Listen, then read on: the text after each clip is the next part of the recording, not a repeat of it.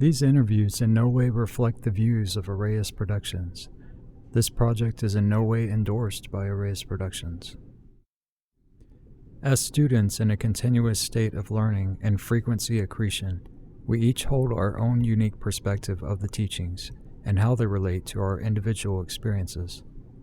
It is important for viewers to remember that we are in fact self-sovereign beings with free will expression, and we each carry our own perceptual filters with potential for distortion. These interviews are intended to inspire and in no way should reflect upon Iesha, Arrayas Productions, or any of her work, as there is no affiliation.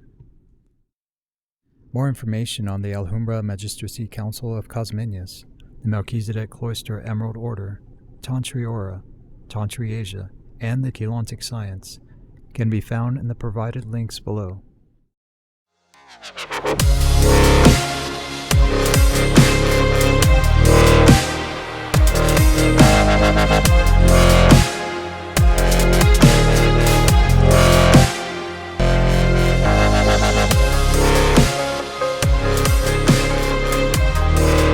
I'm 32 years old, I'm from the Netherlands.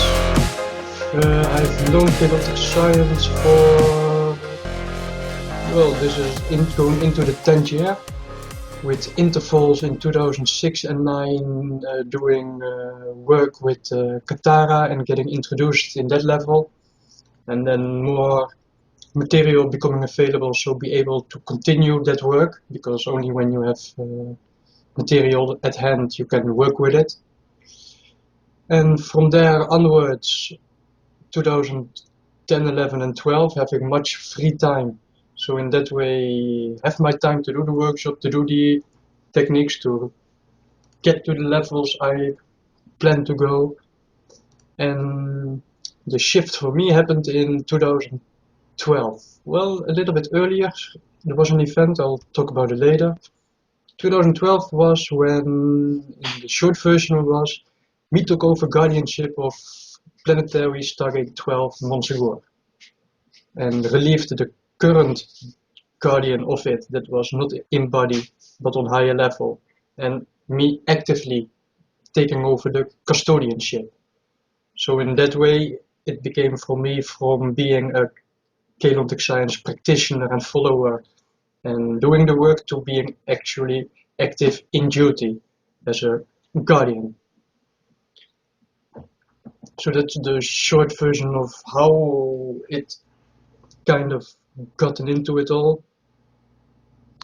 What were you practicing before KS? Like what spiritual practices? Nothing really in any way, shape or form. I knew about Reiki because my grandmother did Reiki healing, and other people always told me I have it naturally in me, the hands-on healing, but for the rest, me wasn't like deep into yoga or deep into Kabbalah or deep into nothing specific, more like finding my own way and having a very broad spectrum of things that I'm interested in, from science to spirituality, but never being drawn into the mega new age stuff, but along the way finding out things, like many people that begins with solfeggio tunes and things like that, and then learning other things where you can be shown the difference. But like, yeah, if people Google sacred geometry, everything they will find about what is so-called sacred is about Fibonacci and flower of life. Yeah. So most people, whether it's good or bad, that's their step into the bigger what is out there. Definitely. That's come up recently with a KS friend's husband was asking me questions about the Fibonacci, and I had the opportunity to actually present graphs and show the crystal spiral and versus the Fibonacci spiral and kind of go into detail about that. And I think that's like a lot of the core mechanics of KS is based on that spiral and the geometries and the Cathara grid versus the Kabbalah and everything. Yeah, and also with how Merkabah the spirals sometimes can be found in stones or rocks. And yeah, if you have the kinetic science info, you can talk about it. Yeah, Milky Way is 2/3 Metatronics and 1/3 original energy. So 2/3 means dominant. So that's what you will find more in the nature creation because of the energy balance. Right. Yeah. So yeah, there's a lot of people that do come into the work from that were already doing Reiki and energy healing and stuff. So it's really good. I think that there's kind of a blend happening with the teachings with people like that in the Reiki consciousness and stuff too. Yeah, and same way you have people with Reiki angelic healing. Yeah, Huh. then it's okay. Who is up there running the energy through you? So to whom are you a medium, and how does it affect your client? Yeah. Right. And what and what and even angels? more that with Katara healing for hand-on practitioner, the first thing you will learn is your own shield up, then activate your client's shields, and then you have a safe environment where you can energetically interact with. Exactly. Instead of calling on Archangel Michael, all these angels and Oh yeah, the blue attitude. flame. Yeah. All these helpers. That's amazing. Yeah. So what was the first impact, I guess, like, how did you find chaos again? Where did you find it at? On demonoid torrents. That was the first actual material, Just and the doing a rest search? were, and the rest was already posted. For example, on Avalon forum, you had the Shiva 777 who post much of the info and like the the summary 1 and 2 infos and copying parts and in that way spreading the info a bit and then also seeing the resistance to the info like the Tuban group, Tuban, and the Mist of Avalon and the Tony Bersander who was with that group and how that basically fits into the drama game of groups and people, and some people are from this line and some people are from this line, so they will defend their own paradigm because I always say the biggest manipulation from people onto them is from their soul level. And it doesn't matter if they're from blue flame, violet flame, or gold flame. The biggest manipulation is soul level density 2 onto the incarnate. Density 2, 4, 5, and 6 Yeah, dimensions? Yeah, okay. Yeah. Well, there was people saying from the avatar level also that there's a lot of tampering with. But yeah, it seems it's like that was the first thing that Flame Body kind of tackled was astral and well, how high did the Emerald Amethyst Awakening go? That went up to the Key Roche, the 13, 14, and 15, right? yeah. I think because I was checking something from a girlfriend about Amorea Fountain. You also have Amorea Buffer, and Amorea Yeah, Buffer is 11, 12, 13, 14, 15. yeah, So in yeah, that way, the bigger package. yeah. And yeah, some things are personal for people because they have their own personal template and their own personal history, and some people will have a problem on the soul level, some will have an oversoul level, some on avatar Exactly. level, and that's that personal thing. You cannot overcopy that one to this person to that person. Yeah, yeah. So what is your take on the new information with the plasmas and how some people think that after failsafe we have the plasmas, so that's all you need to do because plasmas is all encompassing and it basically covers the whole dimensional scale and it's what the dimensions are made out of, actually, is how I understand it being explained. So do you think that we don't need to do any of the older material now because we have the plasmas and that's all you need to do, or how do you feel about that? It's in an expression of like a coin has two sides. You can say, okay, one side is spirituality and the other side science, and it's part of the same coin. The bond around it is the connecting point. So it's not only like sometimes people get lost on conspiracy and not the other side of the coin, so they get lost. So in this way also, yes, you have feel safe. If you can activate your true body, it will affect all levels of your self and will progressively heal.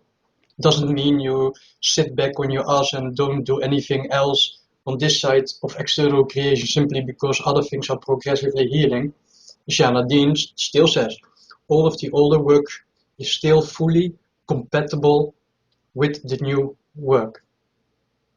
So some people have gotten to oversoul level integration, some have avatar integration. So it's still their own responsibility what they do on this side that directly to what level you embody and can work with. Do you think they need regular maintenance, like the flame body and like the MRA buffer and the dimensional scale of our anatomy? Do you think all of that needs like regular routine maintenance? Yeah, Like how often eventually, do you yes. do it? Because either you have your plasma, which will, it's also like a battery. It's the same thing like basic Maharic shield. In the first time, it only is a couple of hours active after it reduces again. So your body is like a battery, and your battery has charge capability. The more you use it, the bigger your battery becomes, the bigger your energy anchoring capacity becomes. That's So a really it's good definition of it. I haven't heard that before, but that's a really good definition. I just did an interview with Stephanie Sellers, and she was giving the definition of it like taking a shower. You know, like how you have to have hygiene, and after a while of not doing the Maharic seal, it's like you start getting dirty, and you have the urge to take a fresh shower, and you come out of the shower, and it's still resonating your pillar and the Maharic frequency and everything. But I yeah, haven't heard the analogy. you have to reinforce your energy, and it doesn't matter if it's your pillar of light you need to reinforce or your your plasma. It's the same thing. You have to recharge, and if you don't recharge, yeah, other things will still affect your higher levels. But you are here in body, and if you want to be an embodied Adashi master adept, yeah, then you better do what you came in to do.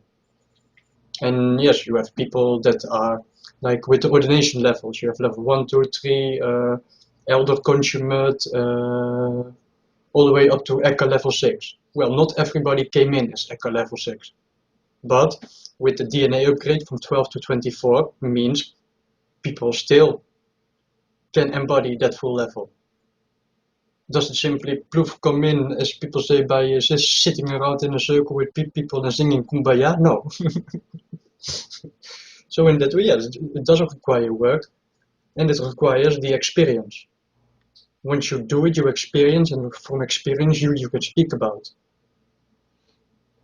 That's the one thing that stood out to me was just even group mechanics or shield mechanics and scalar waves and everything, and just how when humans gather, there's a shield that's made under them. You know, you have your own Maharic shield, but then you gather with others, and there's enough people, it creates a group shield.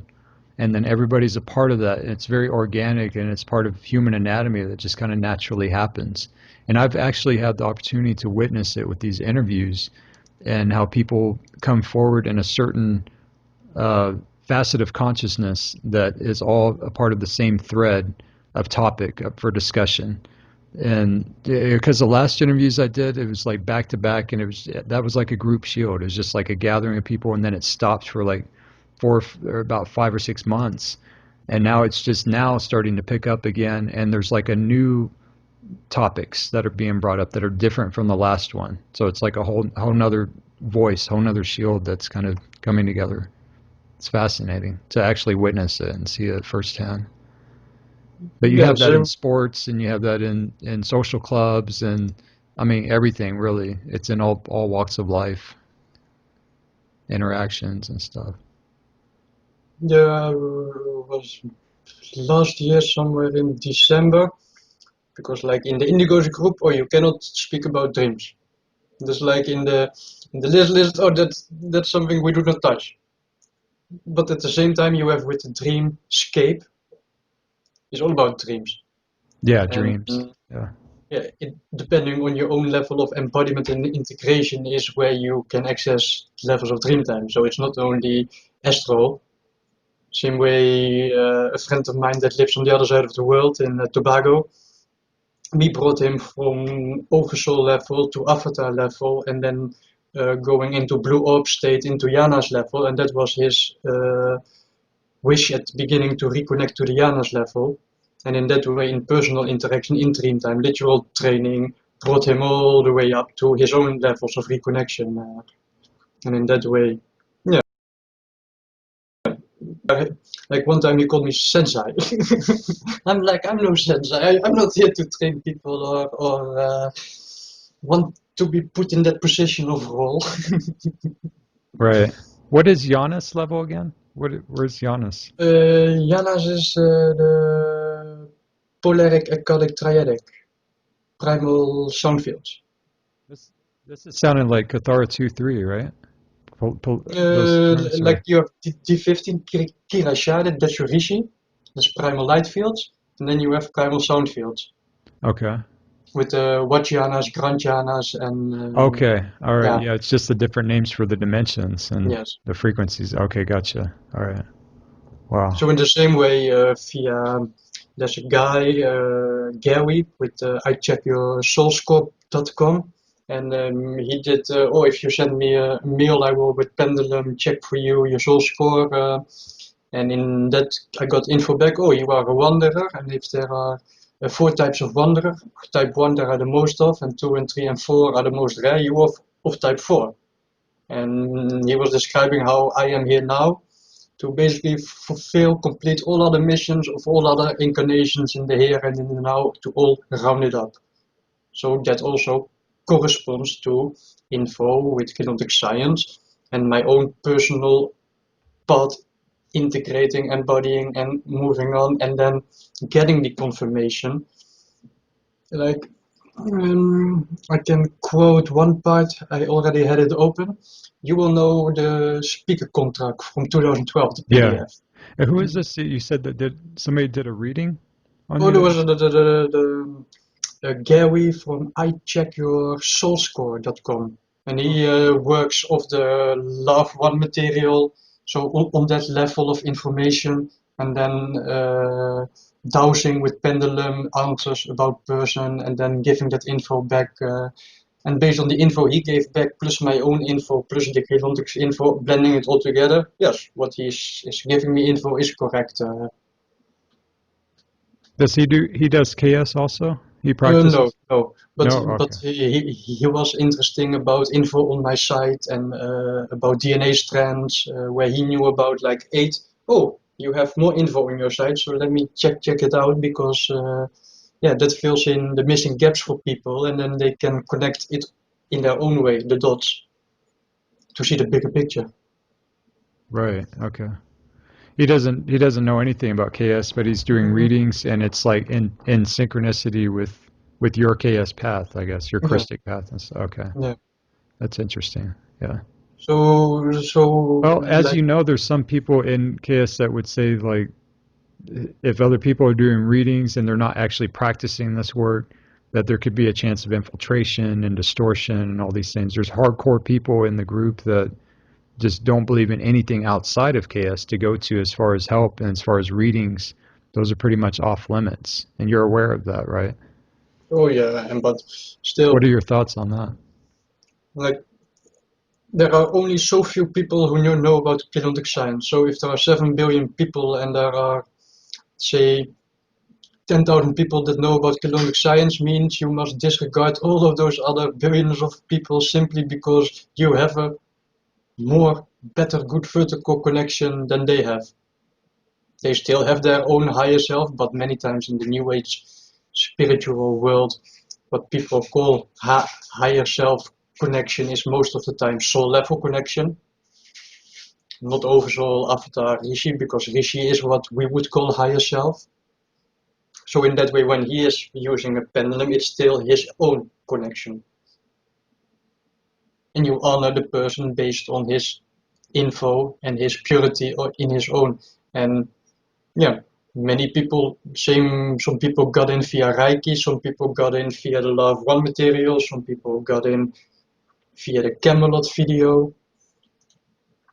Oh, one moment. Do you mind telling us a little bit about how you formed if you don't mind me bringing up the group, Emerald Guardians group on Facebook, which is how I met you. that you had shared one of the interviews that I've done. Do you mind sharing the story behind that of how that came to be, how you formed it? It was on WordPress. I had a blog, Gatekeeper XYX, but that one eventually got banned, so I remade a new one on Blogger. And Wait, with it my got banned, you yeah, said? because of copyright. If you have one big list of copyright and it's like 10 in one time, then WordPress automatically poofs your whole account and everything is gone. We share a similar story, my friend. So in that way, since 2010, my website been up and online, and with my own domain name, being able, yeah, to choose the name I wanted versus the WordPress domain. And I've maintained my blog over time, and like Ash Grimshaw's Flower of Life post, where it originally was removed from his blog, it's still on my blog, and the second version is also still on my blog, and other things are That's still good. present there. There, So there's like an obvious censorship of this material. I mean, there's copyrights, but then there's a step beyond copyrights that happens to where there's just a blatant censorship of the. I mean, you yeah, can feel the encryption of people's intentions trying to get this work out to other people that are not distorting the work, they're not tampering with it. Their heart is pure in their efforts of trying to mainstream this and trying to get this out more. And then when there's an outright just takedown of all of the work that these people have done, it becomes censorship in my mind yeah. instead of copyright issues. Like this is a censorship issue. That's why I pointed back to the quote of Jeanne Nadine herself. This work is not of her; it belongs to humanity. Yeah. If it works to if it belongs to humanity, it's their heritage. Why are people blocking the info being spread, and it's being So censored and censored and censored, and of a big link of sites that were in the past, look how many are gone. So it comes to mind the question, if Yesha's own words are that this is humanity's work, who is doing the censorship in this? And Well, Azrite I Press have is no a more? view on that. I, from inner experience, know that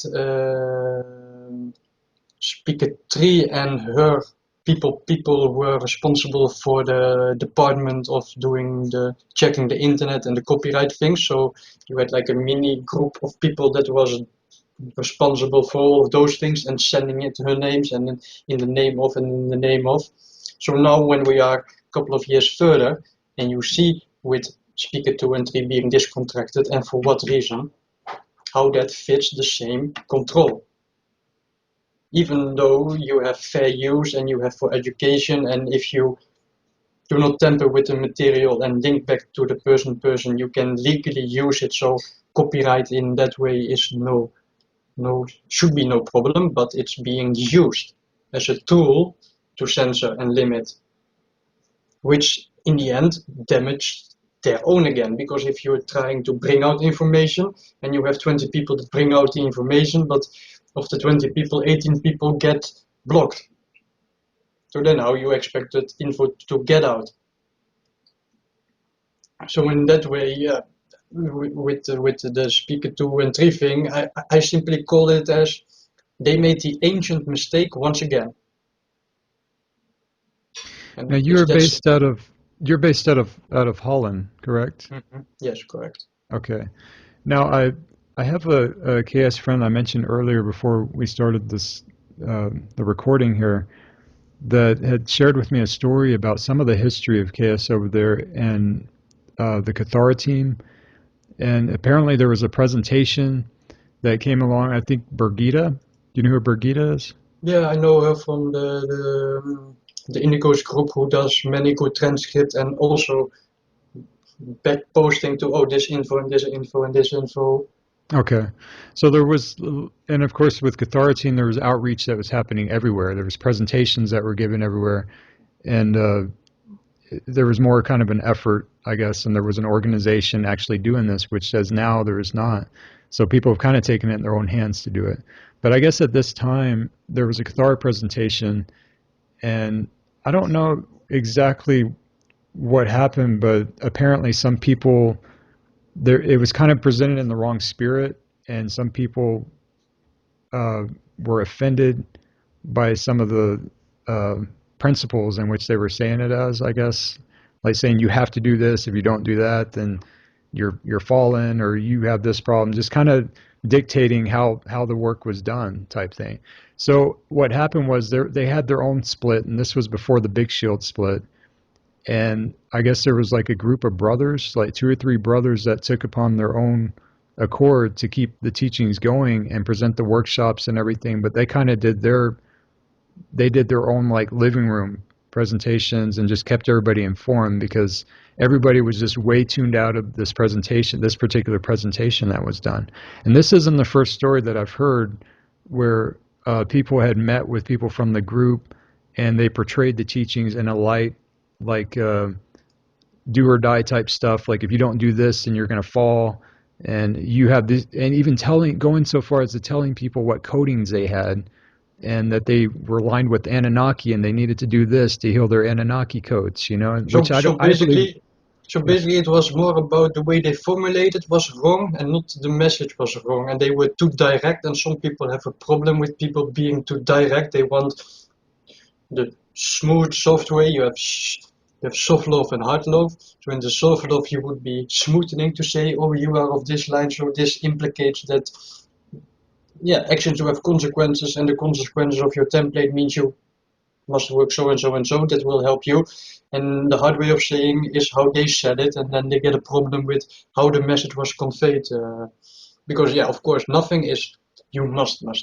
But when you speak in an English language, for example, when you are not native, when you say you must do this if you want so and so and so, then must is like a prerequisite. If you want to attain this, you must do this. Doesn't mean you must, as in by law you must do this and this and this, and otherwise it's wrong. And there also the words get, yeah, you can say one sentence and the person can interpret it into more than a person actually said, and then you get problems. Yeah. Yeah.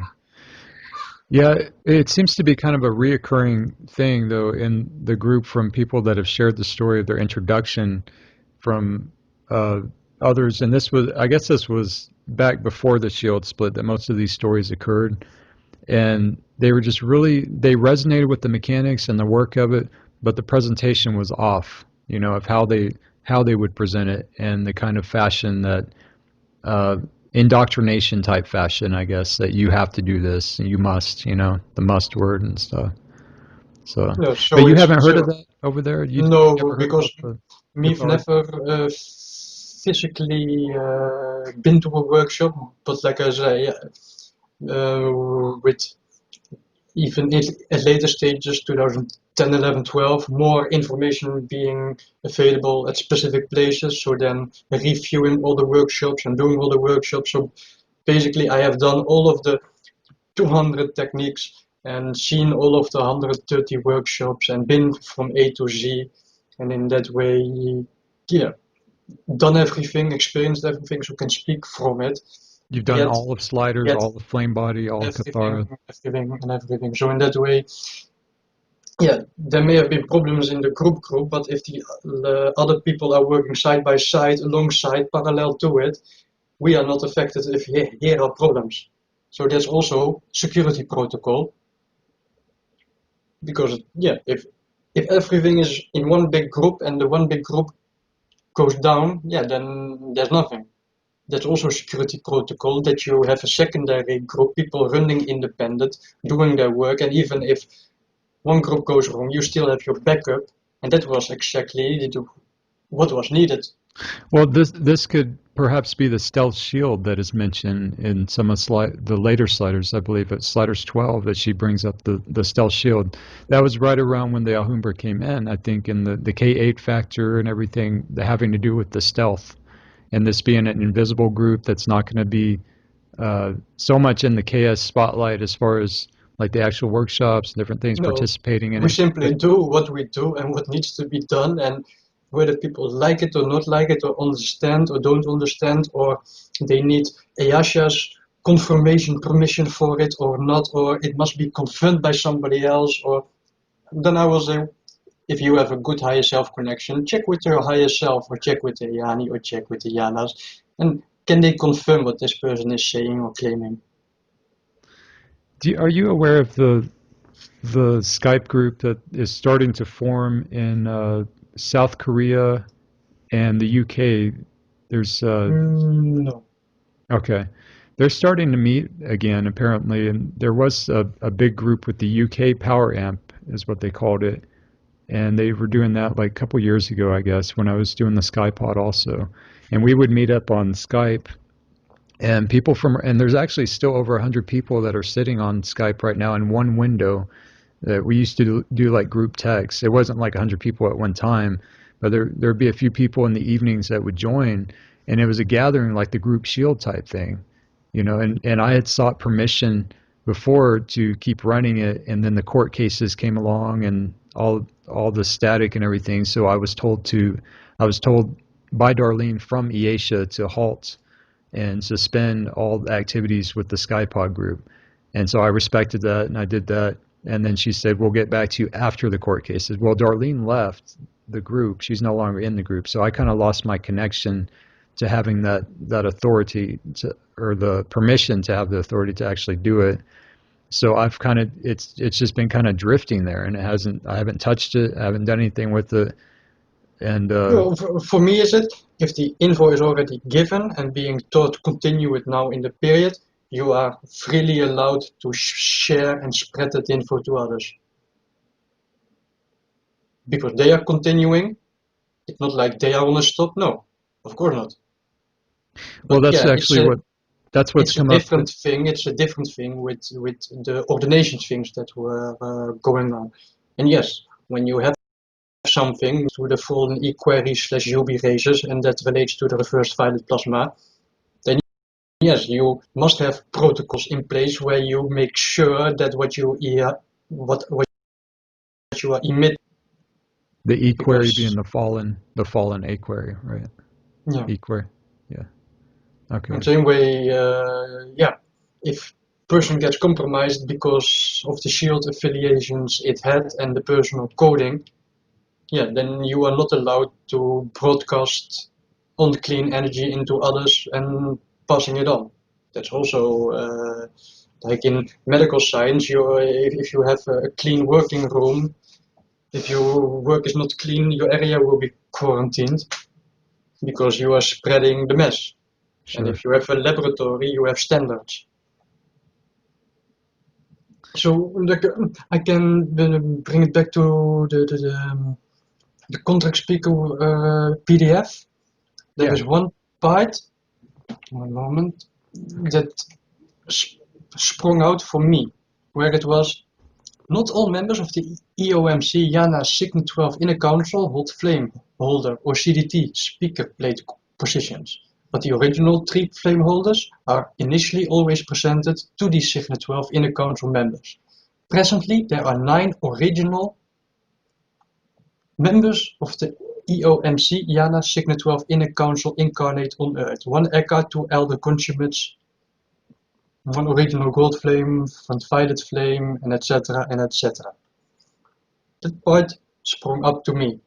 So I can here claim, say, and it's for other people to check with their vertical connection or with whatever level they want to confirm, question it. I am one of those original 9. Same way if me took over custodianship of gate 12 Montsegur, you know that gate 1 and 12 were always under the protectorate of the High Council. Always. So Yeah. if I take over guardianship of gate 12, it implies I have the authority and right in the embodiment who I am in the here and now. Otherwise, I wouldn't have been able. This was before the plasmas, right? Correct? Yeah, yeah. Okay. Gotcha. Because it was in June 2012 when one person in the past said it like how it felt to her. Yeah, things were, if you have like a bucket of water, things were like about to boil over and poof over. So that was the moment where me had to step in based on the planetary, galactic, and universal and meta-galactic situations. And So in that way, what exactly did you do? Like what was part of the mission that entailed that you actually did? just in a feeling that whatever is happening, I don't know, but it's no good, and I need to step in to secure what I need to secure. It doesn't matter if the other people are still gonna mess up things. I will step in here and secure what needs to be secured. So that's when, from following and doing the work, I became in active duty. So in that way, you can trace it back to you have elder consummate, people that embody oversoul, or people from avatar level, or from rishi level, or from indigo type 3 to 1. Well, I am indigo type 1. Not only type 1, but in the, call it simple external version, if you are a wanderer, you got out and you came back. So in this way, I carry the 48 coding and the authority that comes with it on the levels where I came back with, because you bring those potential back all the way here in an 11.5 cut off Milky Way reality. So So, I remember me asking a couple of people a question back then during the time frame, mid 2012 and 2012, of people that were in the kinetic science groups and workshops and people's, and I asked, who was the Signet 12 holder before?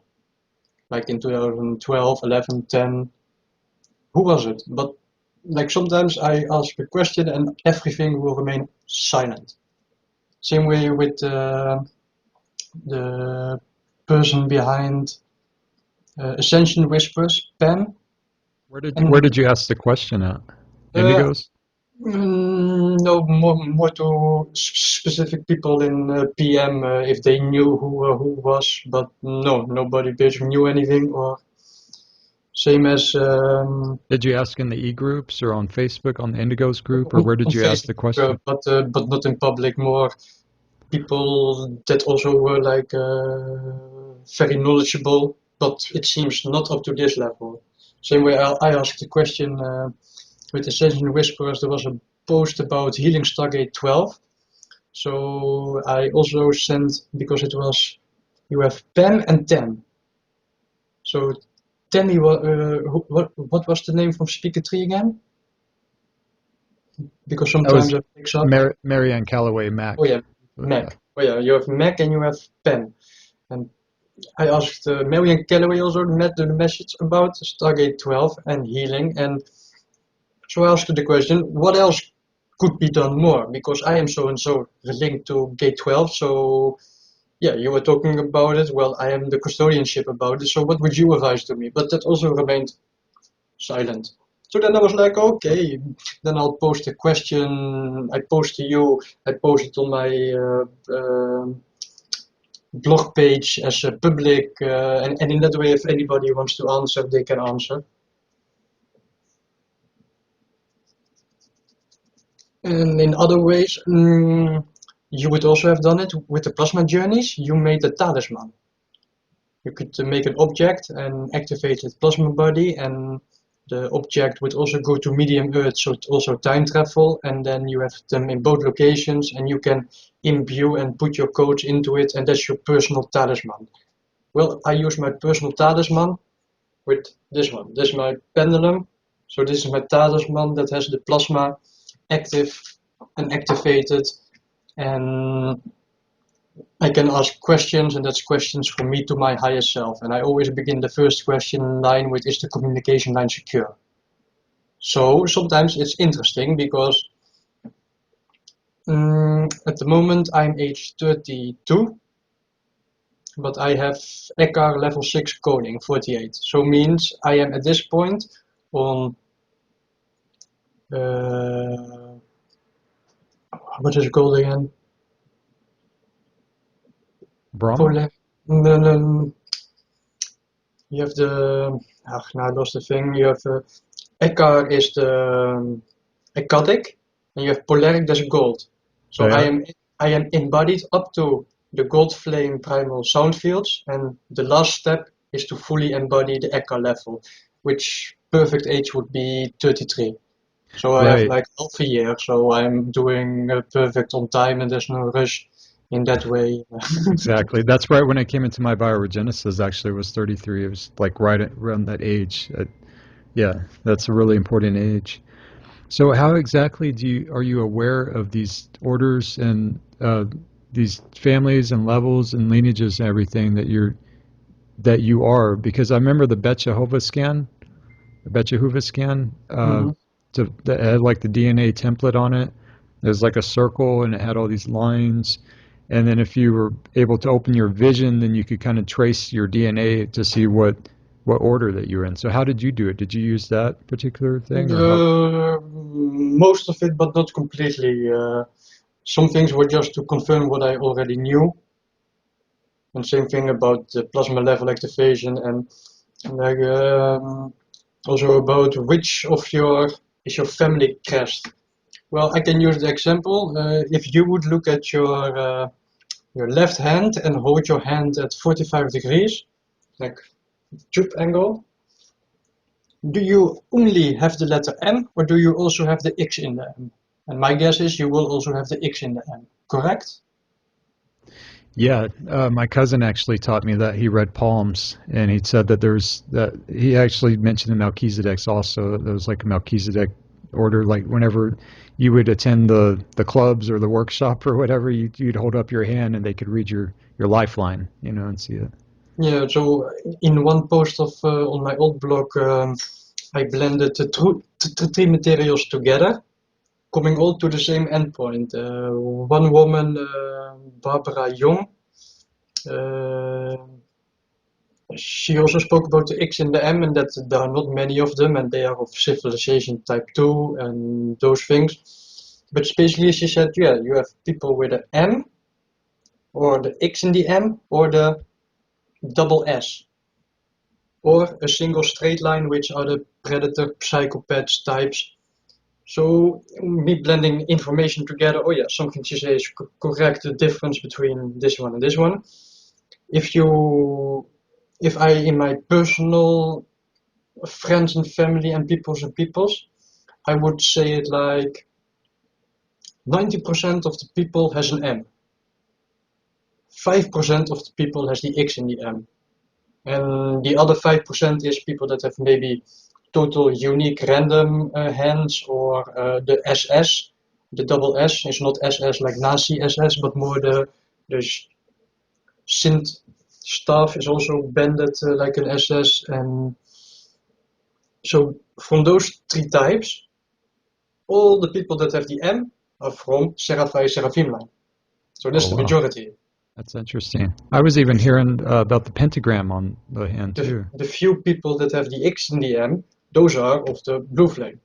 And the people with the SS is the Braharama. But from personal checking, we have not really seen many of those yet. So in that way, I cannot speak. But from the majority of people, it's like most of the M, and only few the X in the M. So that's the big differentiation. And then you can put the family crest from the Petyahuva scan to it, and then you can see, oh yeah, it matches. The difference between the one symbol and the other symbol. Did you just figure this out yourself? Or have you heard Yeah, this? it's my Wow. own unique find that I've also been able to test like on specific people or like instantly know, oh, we have such a connection with you already in a way that's more than just, I don't know, maybe one past life we knew each other. No, it's bigger. So in that way, oh, then I'm like, oh, I'm 100% sure you will have the X in the M. And then people are like, one person also, he said, what? My hand is 100%, 99.9% the same as you. How is that possible? Because like fingerprints are unique. So people are thinking hands are also unique. So when still, yeah, 85, 90% will have an M, yeah, that's a majority. So it's not unique. And in that way, yeah, it's yeah, like a personal recognition marker. So in that way, when you said, oh, when they did so and I'm of Melchizedek and only the M, that's still big distortion in the way how I perceive it. Right. What is your take on you remember the Alhambra bonding that we did, the DNA bonding? That seemed to be kind of a controversial type thing that pushed people away, but there was also a lot of activity with the split that was happening. So the Alhambra became kind of a scapegoat of sorts for people to blame and say, oh, here's this big demonic council that's coming in that's shaking everything up for the worse, then that's why the split happened, was this negative council, and that she had lost her line and everything and started channeling wrong information. So what is your take when we did the DNA bonding? Was there anything different that stood out with the Alhambra to you? I think it's been explained in a way like you have outer domains, middle domains, and inner domains, core domains, internal creation. So we were only working with external mechanics and a little bit into the middle edons. So means in middle edons you also have a template and a path and a journey and your own issues or no issues, and same way even for in internal creation.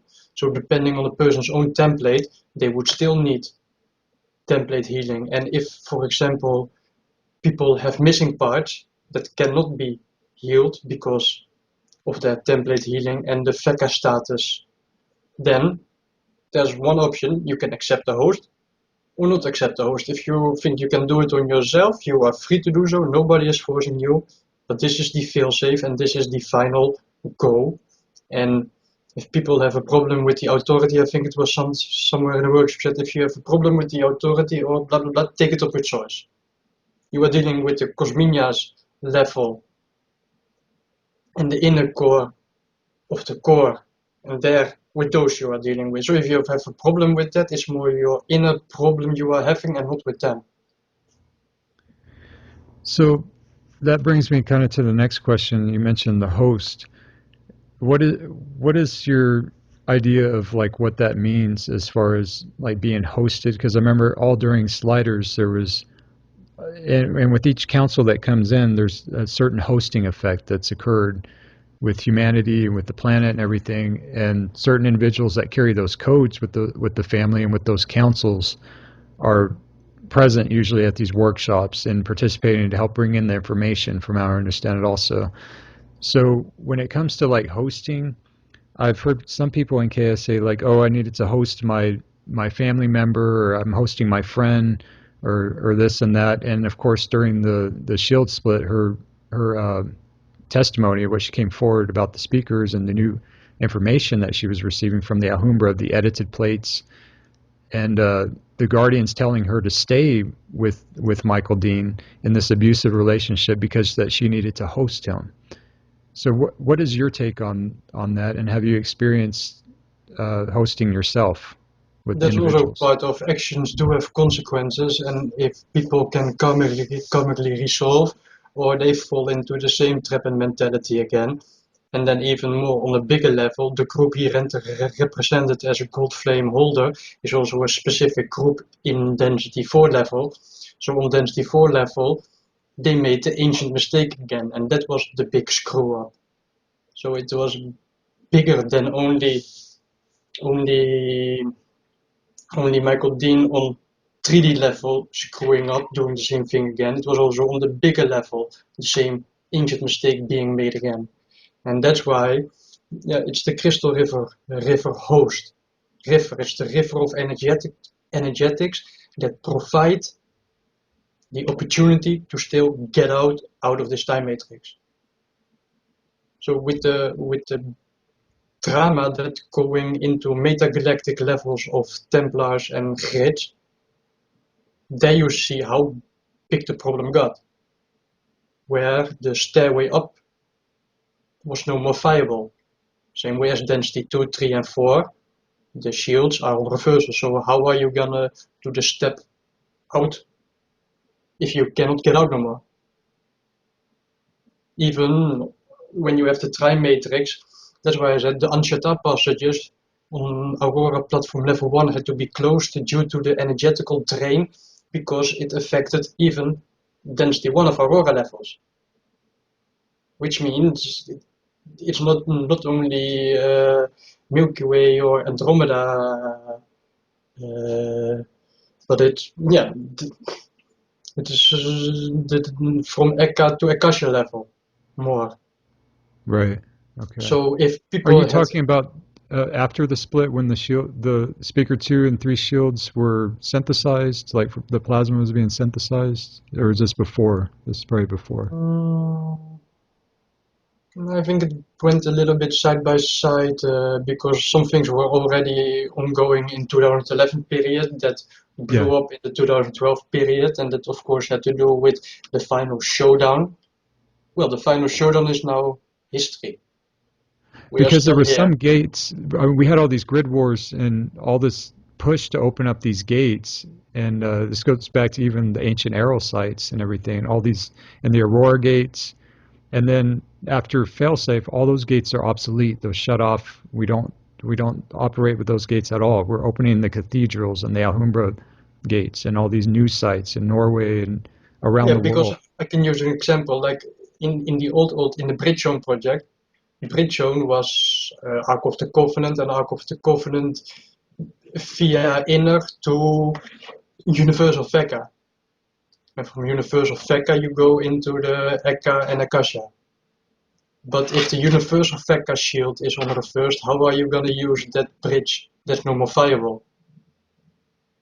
So in that way you have to either upgrade, reroute, like if you have a computer and a network and one packet is blocked, you have to upgrade your computer and reroute the flow if you still want to operate it.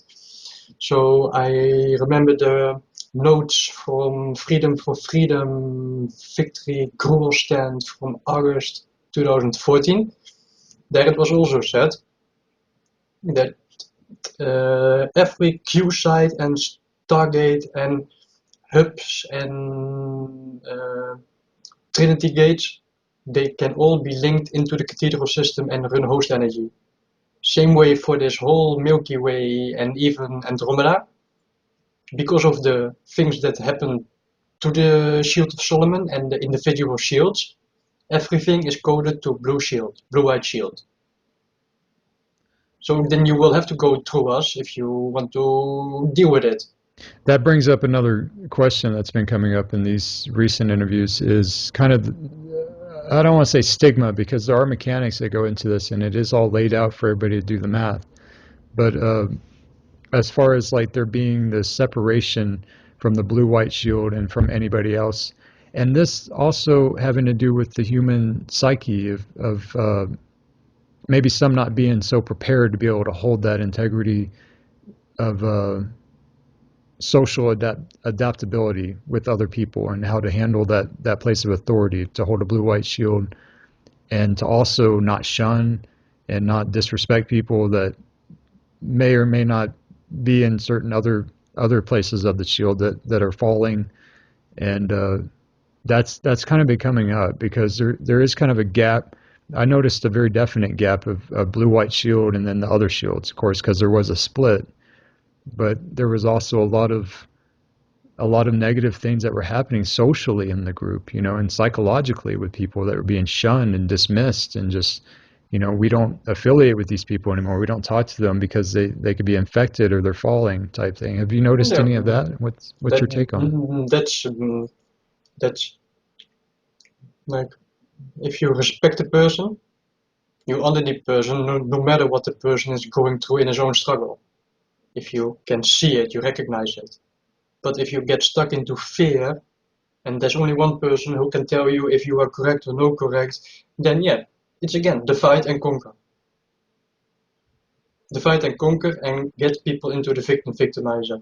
What If about barriers? What about needing a healthy barrier to know that yourself that you can't associate with this person because you're working on your own integrity. If they come too much in your fields, they could be tampering with your quantum also. yeah, that's also people need boundaries, and when people don't have boundaries or don't express their boundaries, and people keep crossing your boundary after 10 times, yeah, you get agitated. That's also normal. And yes, same way if a person is very empathic, yeah, it's wait when you walk into a bar with a big group, and then it's like for a normal person, which one of those feelings is mine and which one is not mine? Then you would rather not go in and not be affected by it and more have your own clear field. So that's also people many times not knowing, yeah, what are we up to? Where is it heading? How do we scan? Well, some things are everything has a frequency signature. Like they cannot imitate me in Dreamtime because me have an original frequency signature. So everything that tries to imitate me will be different frequency. And I've had in Dreamtime with specific people where they were trying to imitate me, but you cannot copy my frequency signature. So there you can differentiate authentic versus fake, where they want to use my personage to play people.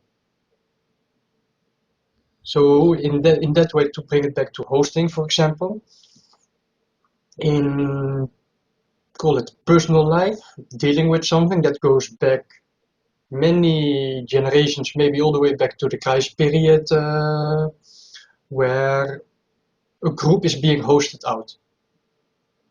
And it's an incarnate being hosted out, and the incarnate being hosted out has accepted the Crystal River Ahumbra host, which means also the higher levels of the same being is affected and are aligned. So in that way, you spoke about stealth shield. So now I will throw up for listeners an logical thinker. If with Ashana Dean, she also had problems, correct? In the period from before Peru, after Peru, and in that period with things that were going on, she also engaged her own problems, but eventually resolved those problems.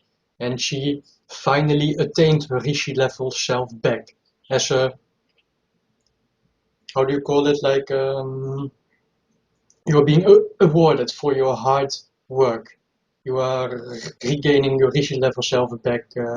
So don't you think that in the time everything that was going on and when it was of vital essence that, call it blue flame, remained intact, because if blue flame would have fallen, that it would have meant there is no exit out of this Milky Way. Yeah. So in that time period, yes, there is stealth shield. That is the core of the whole shield that took that responsibility over. And outside of the stealth shield, the Sharadin is doing her work in her group, in her shield, but she is not the core host of stealth shield because of her own actions and consequences based on the three groups inside of the Solomon shield. Have you noticed much of this, the people, kind of the haves and the have-nots, people that are on the blue-white shield that are holding the hosts, and then this big gap of people that are, kind of on the other side of the fence, so to speak, type thing? Have you noticed that much in the group, or have you interacted that much in the chaos groups? Yeah, I see it a little bit, but in general, I tend to more observe more and do my work in the background. I work better in the background and simply doing it than trying to explain everything to all people just for the validation or confirmation. Sometimes it helps to interact, exchange with people to validate something, or what do you think about this and this, and then you get the info back. Oh yeah, I was also thinking the same thing, so I was correct. And in the same way it's being taught. It's the same as call it dimensional creation, like from D13 you create D12. So from D12, D11 and 10 are created. So those D11 and 12 coding come out of the blue. So in the same way it's told, blue-white core shield also holds the fragments of the violet shield and the gold shield. So in that way, because yeah, that is the same principle. So people are still free to choose what they want. If they or their higher levels in density 4 or Rishi level think they could do it differently, they are free to do so. Nobody is stopping them. But when you take a look at the situations and you realize what consequences it has, then you also understand why things are as they now are, and how Kale Dema and Kale Rama paths are still viable. Like in one comment one time, I reminded Paul Terriold, reminded that he said, oh yeah, I already forgot that, about that Milky Way is now, for the future, on the White Dragon, Christic, Sovereign, White, Sovereign, Christic, full path, White Dragon hosted. Right. They Yeah. are on step back path. That's a big part. That's a big change that's happened with it. Yeah. That will also mean that in the matrix they are overseeing in this galaxy, there will be more order because I've in past also people they had big problems with white dragons in past. I think you will also know from workshops like they were also at specific times a problem, or at other times it was the Metatronic group that was a problem, or yeah, The wherever you are Thetans. active you will have opposition. Yeah, because Titans is white dragons. That's how And we had to do the Tauran activation cycle and everything, Tauran light seed and everything because of that. So it's like we learned the parts of the anatomy that we were pushed to learn by the dark by the white dragons, that we needed to activate at that time to get through that, to bring in just enough frequency to kind of get past that for the grids and for the gates to open and this and that. yeah, so you remember me saying that there was much changed from, say, end 2012, after 2112, 2012, all the way up to now. I don't know if you read my post from last year, December, about Emerald Guardian's perspective status update Earth. I And haven't that, read them yet. I need to go to your site and read and all of your posts. I've been busy with the interviews, like editing and posting them, but I need to check your site, your Facebook group, Emerald Guardians. Yeah. then in that one, I also address things and also things that I've personally done. So if I would open one thing, it's very simple to find normally, because I also made like a diagram, not diagram, but simply a graphical of, oh, you have these groups and these groups and these groups. Like TM is for Templar Melchizedek. Let's scroll all the way down. Like I made a flowchart of opposition and who works with who. So you have Anu Elohim, you have Templar Melchizedek, you have Belial, you have Ashtar, Galactic Federation, MIPS, and Romy, Luciferians, Totians, Zeta, Red Dragon, and Black Sun, and Jehovians. So then you have all of the groups. So I made a flowchart with all this and who works with who to get an overview. That would And be then, nice to actually see because there's so many different affiliations, and they kind of are summed up with yeah, but green I'll dragons, red dragons, white dragons, check everything. one thing so I can see what I'm doing. Wow. Okay. Let's, Seeing like a whole chart here. That's kind of blurry. I can't see that.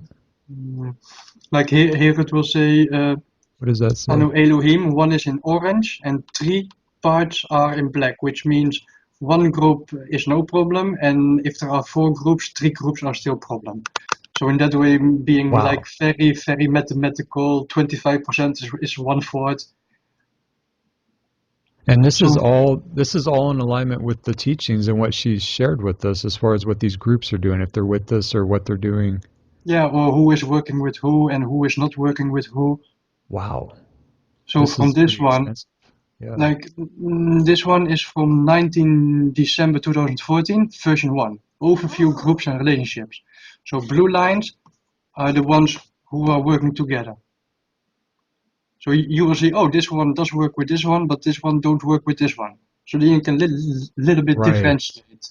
You could develop some really good strategies of what they're doing, and like through time also you have them dated. So this one is like flowchart 2. It's changed. It's after 21 December. And this one is Templar group. This one is Red Dragon, and this one is Oh, Totian. I see So it, the RD. Totian group and the Templar group, they were the first one as a complete collective to accept the host. So in that way, the orange lines is the ones who they are trying to assist. So the blue lines are the opposition who works together, and the orange lines is who are the accepted or who are host collectives, who are they trying to help. So this one is a little bit simpler. This one is version 2 after 21 December. So that's a whole lot clearer into what is left. So here I made a hierarchy. On top you have Anu Elohim, then Ashtar and Jehovians, then Templar Melchizedek group, then Andromes, then Galactic Federation, and then Zeta. That's hierarchy. So after changes, which I will explain in a little bit, this is what is left. 3/4 Anu Elohim, 3/4 Templar, 3/4 Jehovians, complete Ashtar, complete Galactic Crab Federation, as I always call them. You have the Andromes, MIPS, and the Zetas. What So, federation did you say? Galactic Federation of Crab, I always say. Kappa? Crab. What is Cap? CRAP. Oh, crap. Crap. That's good. Good one. Dus wel zoom even normaal. So here it says 3/4. 3/4, 3/4 means one out of the 4 groups did accept thus far, and this is still the leftover. So here it says 1/4, 1/4, 1/4, and half, which is like a big changer if you have one group out of the 4 accepted or 3 out of the 4. You can So also base this on stories of abductions, like how frequent the abductions are going, how many more stories are occurring to how much are working with us now. That's interesting. So this one is from status after 30 December. At that point, you have the full collective of Belial, Black Sun, Luciferian, Templar, Thotians, Jehovians. Oh no, Thotians, these ones are fully 100%, 4 out of 4 accepted, which is 100% collective. At that point, Jehovian, 75%, Anu Elohim, 75%, means one problem group left, one problem group left, Templar Melchizedek, 75%, one problem group left, Zeta, 50%, which is 2 out of 4, which is the ZRZT, which is the Civilian Religion Zeta. Now, are these ones yours, or are these all based off of the workshops? This is for me. This is How are you getting your information from because this goes direct hand in hand with the what I call RMT, Reclamation Mission Team. So if you have like Tibet, and Tibet has presence of specific groups, and that area will be reclaimed, secured, and restored, and the groups that are present will be given the opportunity of choice. So then you directly interact with those groups, and if you are the messenger and the one that gives them the host option, you are the personal liaison. So in that way, yeah. So at that point, these ones accepted, these ones not yet. Ashtar was back then 100%. So you're talking about Tibet? You directly interact with groups in Tibet? Is that what you're saying? Yeah. In a little bit, I'll show you the Templar list, because yeah, they go like hand in hand. So here, the not accepted list, which would be still the problem opposition, however you look at it. Ashtar was still 4 out of 4, 100%. Galactic Federation of Light, GOFL, 100% still 4/4 problem. Andromes still 100% problem. And Jehovian, 25, 1/4 group left. Anu Elohim, 1/4 group left. Templar Melchizedek, 1/4 group left. And Zeta, 2/4, the Regilian Zeta. Because you have 2 different types, the Zephylim Regilian Zeta and the normal Regilian Zeta. But the Black Sun and these ones on the left are the big ones. Also, so the ones on the right are just kind of slow going to catch up, it seems like. And yeah, it's the difference in... Those are smaller factions. Galactic Federation is a smaller faction. Also. But at the same time, that's why I used this one in the hierarchy. What is hierarchy? Anu Elohim is top in hierarchy.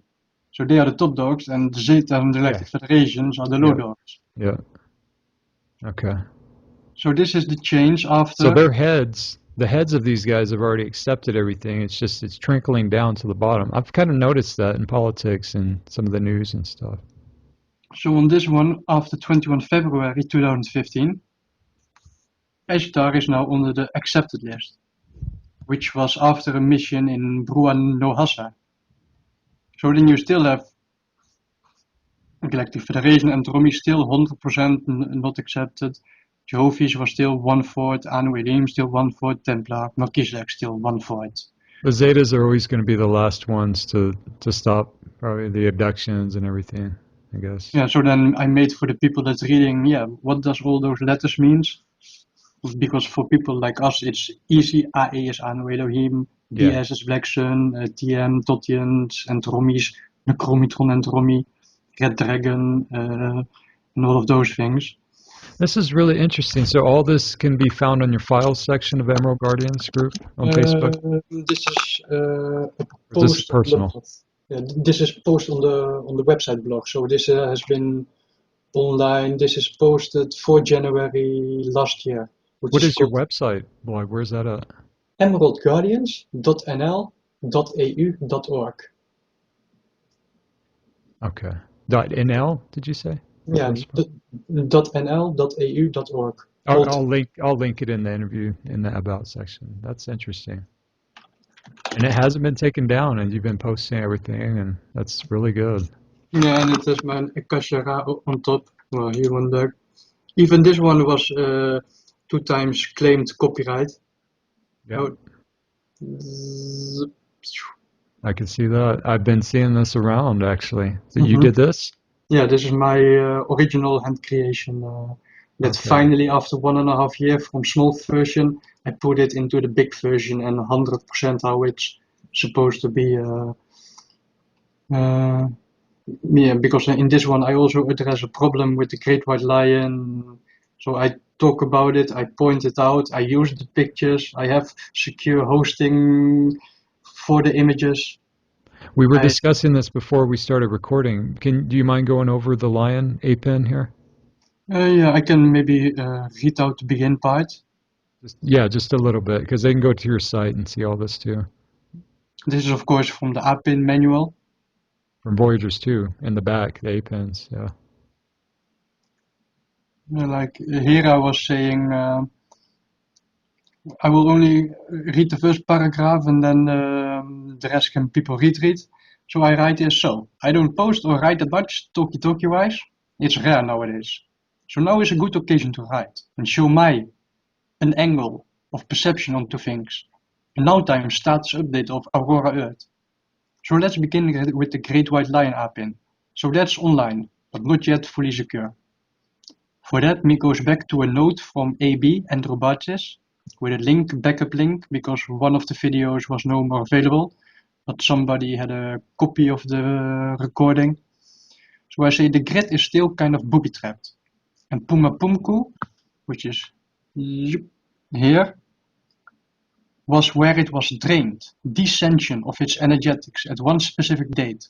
It was stolen, it was done by a specific group, with 2 ships. See also a reference here, where I backlink to an older post.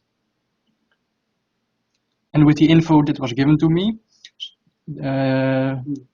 to then use that collective energy to try to put up a block on the North and South Pole atmospheric layers insertion. And that was regarding a question regarding the Heart of the Lion, Stargate 12 area, and the Lion APN itself. Regarding the grid was my question, and regarding the triple seal, I said. So on this post, I also show the geographical locations. This one's people will also know.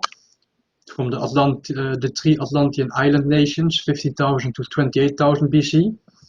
So here I say, Brua, secure. Main Alpha Omega base at Bahamas is not active. That's from the material.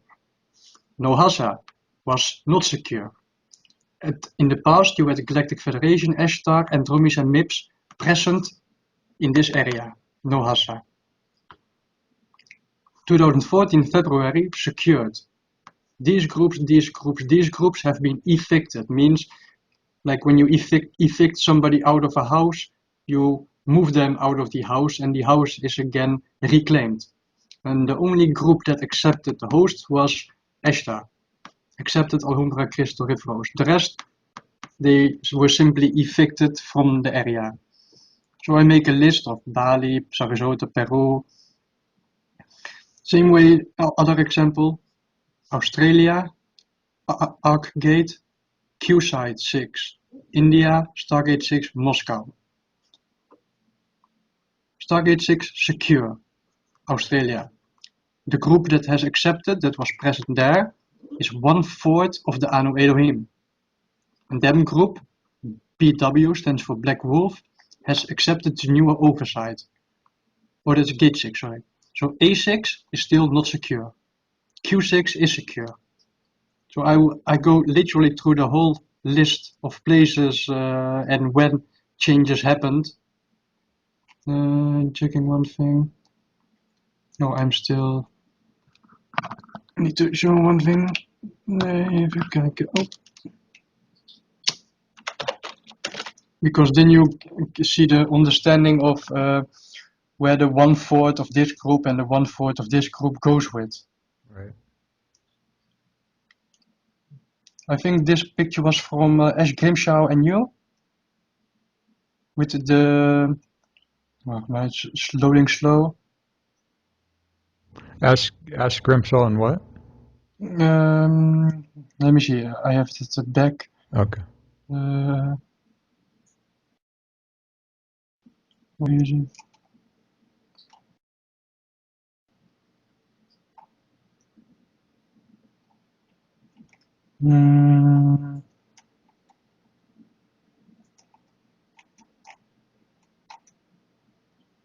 Oh, yeah, you, Chris. See? The list was made by William Hung, rest in peace, December 2012. Images by Anuhaji Owl and Chris. Update status and Q sites added by Emerald Guardians, RMT. Next updates will also include the 12 ARC locations in progress. And second note, all main 12 Stargates and Q sites are still on lockdown. Ash, But who was the second person? Ash Grimshaw and who? Anuhaji Owl is Ash Grimshaw. Oh, just Ash Grimshaw. So, because these pictures came from a PDF that somebody compiled. Okay. So I think you did the pictures. Who? You. Me? I don't know anything about this. Seriously.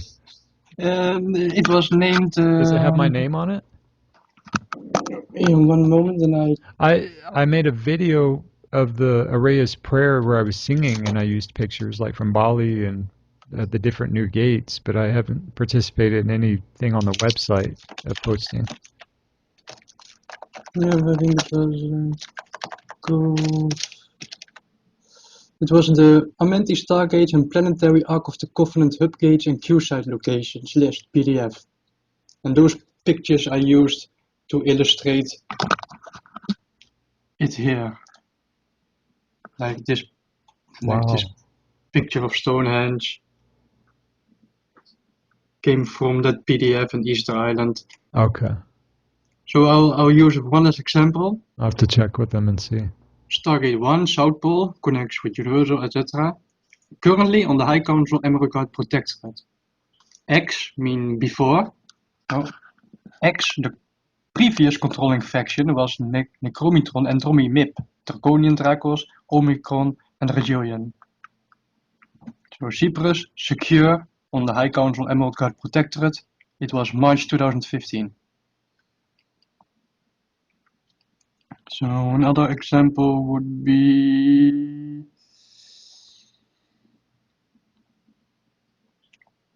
what is a good example? Stargate 5, Machu Picchu. In the past, it was Pleiadian Samyas Luciferian Anunnaki who was controlling it. Rome, Italy was secured 31 December 2015, and that made a complete round circle with a full secure Templar in relationship to 12 gates and 12 Q sites. Now, is this a consensus type project where you're working with other people and you kind of get a consensus over these dates and everything? Or is some of this intermingled with the current work of what she's been saying also, or is this just all you? It's me and a very select group of people. Like You can put the core people on 5 people or so 6 people, then you have already enough people to make a difference. You don't need 100 people if you have 5 people that are here for that specific mission. So that has to do with reclamation, reclaiming, restoring, cleaning, and reactivating. And oh yeah, the part there was a website, marahari.org, which is currently also down. It was from somebody called Patricia. She also been to many workshops. This is a transcript from the Freedom for Freedom, August 2014. Here it says, coming full circle in the entire Christic something host failsafe mission and filling in some of the pieces that are missing. And what's very special about the ability of the Manticates and the Q zones and the Q sites and all of those things is to be able to interface into the cathedral network in order to pick up the host. It also means that a good percentage of the violet and green shields that had gone in reverse will actually, part of their quantum will go back around into the host organically. So that's an option for people that are stuck in that reversal. So what the with the opposition list and which groups were in the recent past a problem and now have accepted the host means they are taken out of the equation and not a problem no more. So that makes the sum you are dealing with way more easier. That also has directly to do with interacting with places like Tibet, with South Africa, Johannesburg, all of those key grid locations where you have key groups present. And then dealing with them and giving them the opportunity. And they can accept or not accept, but we will reclaim the place whatever way we need to. If they want war with us, we will take an energy stand, but we are not the people you want to make a war with. Because it's also for us, in the past we were limited. It's like we had hand gloves on and we had to be careful. Some things were non-intervention, some things were allowing things. Now the hand gloves are off. Means can do more. Means also will do more. And we are not looking for fights, but if people by that choice are making themselves opposite of enemy and attacking us, we will defend. And what is said about people with K8 coding, like example in the extreme case of example with Fatal E? In the workshop they said it, they call people with K8 coding Christ assassins. Because if a Fatal E would energetically attack a K8 person, that energy would bounce off in opposite spin they are sending it, and they would get the full energy blast back at them, and it would poof them out. That's been explained. Like she's really very distinct on how she explains that. If they're ever attacked, that it will be bounced back. Threshold. If you are directly attacked from that level of the being, you can still be attacked from lower level and still be, depending on who you are dealing with, still be affected. But in that way, they wouldn't go directly after me because it would be deadly for them. So then it's easier to target people around you than directly go after you. That kind of brings me to the next question. How have you been, because for me in my life with KS, it's been a process. You have this extensive work that you've kind of contributed in some ways, and you're working with these people and you're kind of expanding on these areas of the work, which I think is fascinating. But has this been a steady thread through your life, or has KS kind of come and gone? Because for me personally, it's been like I have to have a time to integrate all the techniques and all the self-healing and everything, and I go out in 3D, and I really don't do text for a while. I don't do prayers sometimes for months, and there's like an integration process in densities or something that's happening, and then I come back and it's just like full throttle on, and I'm just like pulling in plasmas and catching up and doing everything. How has it been for you as far as that? And how are you able to integrate all this in 3D and have a normal 3D life, I guess, also? It's like to work with all of those many places. Like maybe we'll do a follow-up interview maybe next month when you see the Aurora post and the status of the Templar, and then link those two things together, and then oh, I look back now over the last 2.5 years and I can understand the changes and the continuation of it and how it affects where we are now. Like through the news, the politics, the current events of. Also, but that's more, yeah, call it like it's external of your hologram, and if it doesn't affect your surrounding directly, and you cannot affect it directly, yeah, you can emotionally react to it or not be really touched as much by it. Same way with the France bombing, people can go crazy about it and feed all of that energy into it, or be a little bit more detached, engaged, and observe and see how things play, and not be dragged into dramas or feeding the same control mechanism. But how are you able to like hold all this? And I mean, do you go out that much? Do you have a job? Like, are you socially? No, at the moment, no. Are you just like The at home, last, just like fully in yeah, this? Okay, yeah, I gotcha. and I gotcha. but some things are also same as you. Or sometimes me, long time don't do this or don't do this, simply because of the busyness and other things to do. And like, if you know your own energy, you know when you're up to power or not to power. And if you're already also in dream time doing much work and also working much with plasma, same way your true body will go on missions, and sometimes you will operate your true body, and sometimes your true body will do things and come back and reblend and reunion, and then you are also re-anchoring those same energies, even though you have not consciously physically done it yourself in that moment. It will still give that energy back in your essence of body. Right, right.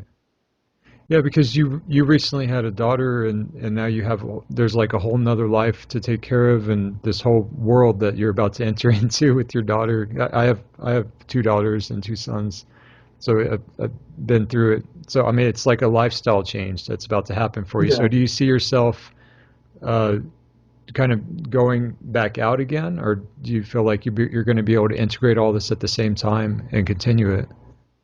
like sometimes in last year, many of the call it reclamation missions went sometimes side by side when workshops were, because in workshop time is specific reason for that specific timing. It means you have the whole group energy. So when is the best time to do something? When you are in full group and power, even though they are running that group, you have the stealth group, and the stealth group will do what they need to do. They don't need them specifically for it, but it helps when you have the full energy present as support. And that's the way. Remember the picture I sent to you the day before yesterday with the many lines and the Google map with the Templar symbol and the cube and the bigger and the bigger and the Yes, bigger. yes, That one had to do with one specific, call it, yeah, how would you name it? One specific grid installation that goes together with the cathedral grid, and you have uh, a primary layer of places that have functions. You have a secondary layer with secondary support roles. You have a trinary layer. You have 3 layers of places that all interlink into the same grid. So with each of those reclamation missions, those places were also hooked into the cathedral grid, running the host energy.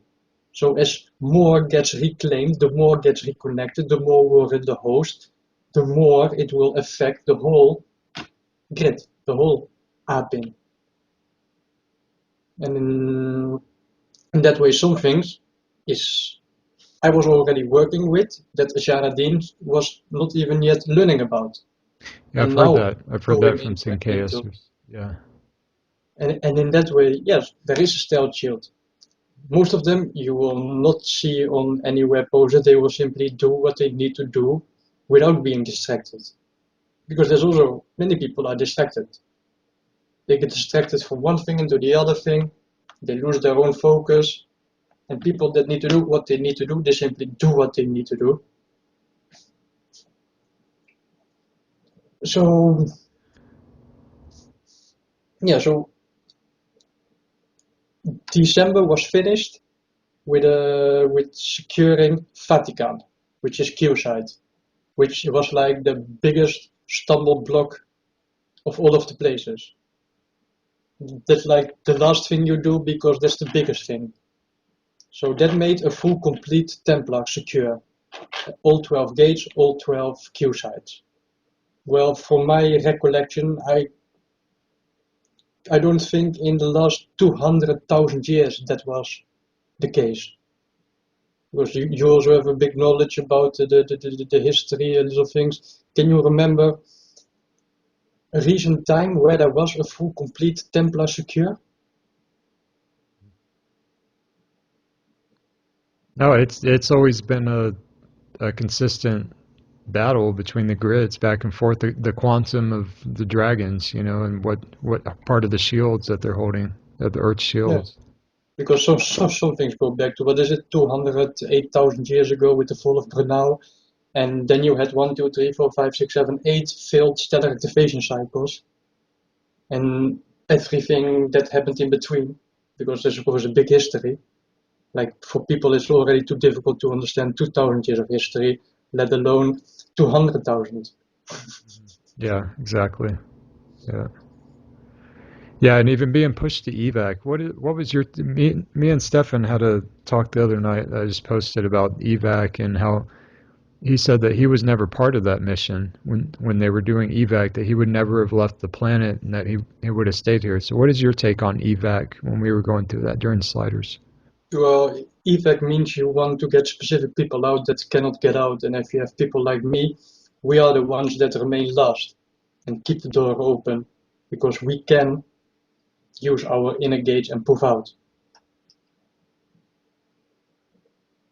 So depending on which role you have in this game we are playing, you also have, yeah, people that hold open the door. It's like the captain of the ship is the last one to go off the ship. He makes sure that all of the passengers are able to get out, and once the ship is empty, then the captain leaves the ship. So you don't have any notion of there being like uh, because he was saying that there's the humans here are still like kind of the guardians here.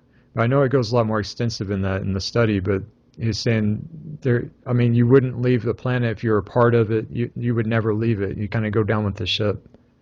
And Well, that's also own choice of if there are three paths and they are still viable, each person and being has their own choice which paths they choose. And respect for any part of any being, anyway, either way. the shift and the sift that's happening, I guess, the And coding's being stretched the and same way it's also with Lisa René energetic synthesis, yeah. with the bifurcation of time and the separation of densities. Same way now the host runs down via Aquinos into M21, into Metagalactic 8, into down and down and down. You know the host line, the river, downstep. So in the same way, the host runs in density 2, in density 3. So you will also have a dimensional blend of all of those, and eventually you will have a separation of densities. And after separation of densities is when paths are like in phase lock. Like once you are on after separation of densities, you cannot go back to this part because that's already gone. That's the progression of time and choice also, because choices do have consequences. Right. What is your take on there being other um, groups or religions that are participating in the Crystal River mission? Do you think that there are other groups that the contracts are mentioned of mending, bending, and blending, and there being like sleeping contracts where people won't wake up, but they're still part of the contract and they're still fulfilling their role, even though their DNA is not going to wake up. What is your take on that? Do you think that there are outside groups that are maybe more efficient than Yeah, the KS there group will itself?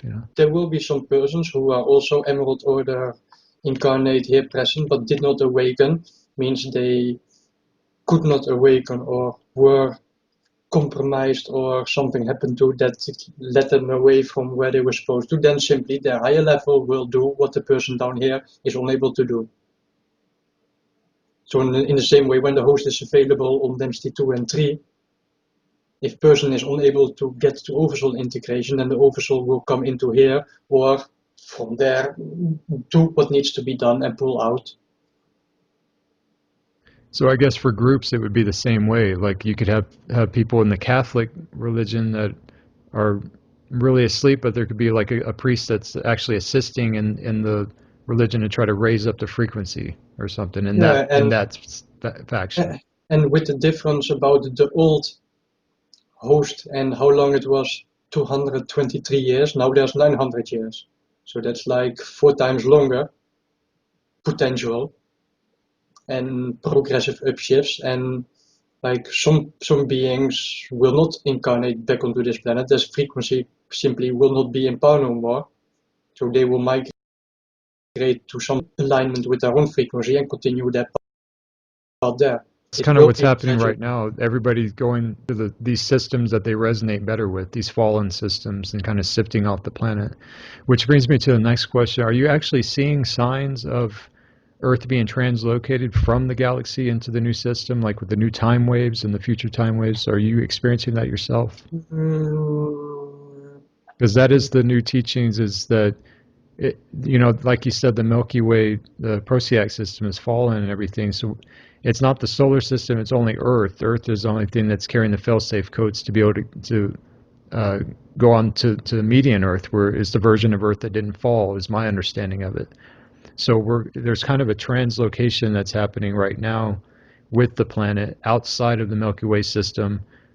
And I know there's 900 years for that to progress, but how do yeah, you? and some things will only happen after 200 years when you have 1/3 of the quantum that already can transmute its form. So yeah, It's way early yet. Yeah. yeah, of course, like in that way, don't expect all of a sudden the planet to shift and no more Milky Way. No, because then you are being unrealistic based on the project timeline frames and where what will go based on the same core mechanics.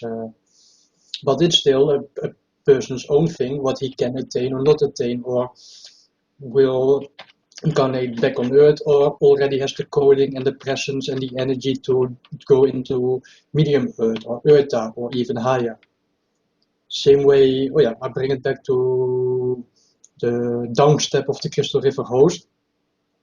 You know about security protocols. So security protocols made sure that where we are now was still attainable. Some things already was in the Kreis period and period before when things were put into action. It even goes all the way back, I think, 900,000 to 100,000 years ago with the drug invasion, where also things were put into the planet already knowing, looking forward, that will be needed. It's like planting the seeds that you will later need to grow your garden. So now we have the garden because it was seeded back in time. Same as Janine was saying, the plasma gates were already there 2000 years ago, 5000 years ago, but you needed the plasma coding to access the plasma gates. The plasma gates are even higher than D12 coding. And even to access D12 gate, you need your full template, otherwise you vaporize yourself into nothingness. Same way as gate 6 requires 6 strands DNA active. And Right. Trinity gates were the lowest ones, which required 3.5.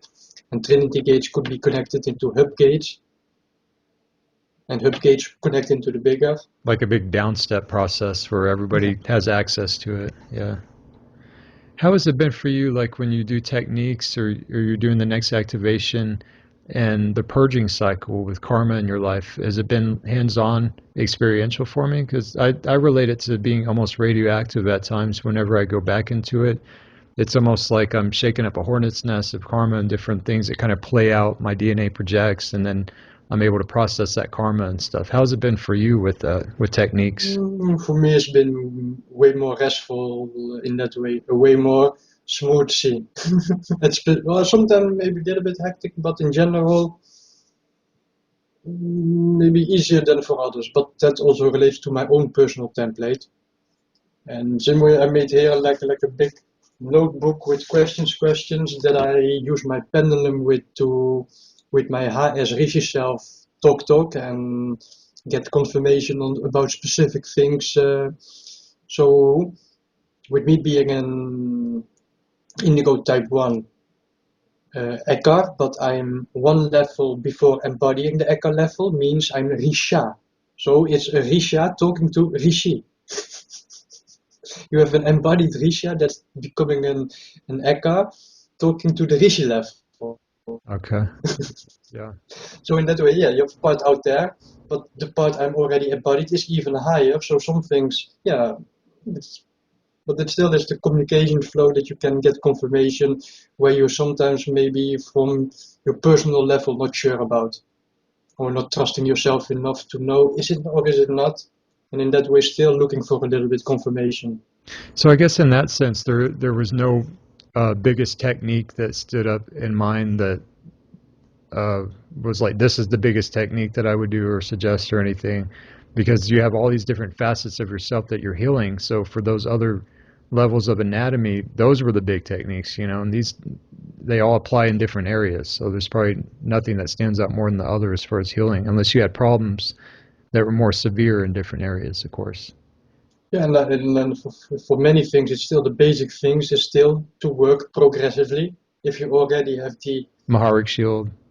plasma levels active, and it's like what I said in the beginning. It's not, oh, we have plasma active and we do a couple of once a week or once a month a little plasma and I can sit on my ass and everything will happen on itself. No, it will help if you co-consciously co-create on the external level also and doing that work. Sure. Yeah. How has chaos affected your social life, your friends and family? Do you have people in your local environment that you were able to participate with, or is it all online? Some people can understand a little bit, some people it's all out there and oh, I don't believe. So that's their own personal belief system and level of awareness they are on. And others are interested, and others, oh, now I read this and this and this, and I had a big history knowledge already, but now it shows me why some things didn't make sense. So it's more about same. It's the question the person asks that decides what kind of answer will be given. So based on the person is what kind of interaction you get. So same way when you give people puzzle parts, it's for them to connect, for them to look deeper into, for them to on their own step by step choosing to want to know more. And when you know some things are possible to do for your own self, then it's still self-responsibility. Because yeah, nobody is forcing anybody. Have you experienced much of this? Has kind of come up lately, the notion of divine intervention with interactions of people, where things just kind of connect at that specific time, and there's no other way to explain it, but there was some kind of alignment of spirit that occurred with that individual, and you were able to present this, or you were able to offer your services. Has that come up that much lately, to where something Yeah, just kind of clicked in the alignments? I've been noticing like so. like one person from my Facebook, Pablo. I know him now a couple of years, and he also via my blog found me, and he is also like soul family and connected in things. I also found another person that lives currently in England, originally Russian. Um, do you from head remember the India Ketradon workshop? The India, which one? Which The year? India Ketradon. Yes, yeah. That one also went into the fall of Gaia in the Raja L, Okay. All right. the Raja L Azurites that were in shield, fully on the planet, fully in group shield when they were attacked in the most, how do you call it? When you're in the most vulnerable positions when they were attacked. When full Raja L Azurite Guardians running the planetary shield of Gaia in that state, in group shield formation being attacked.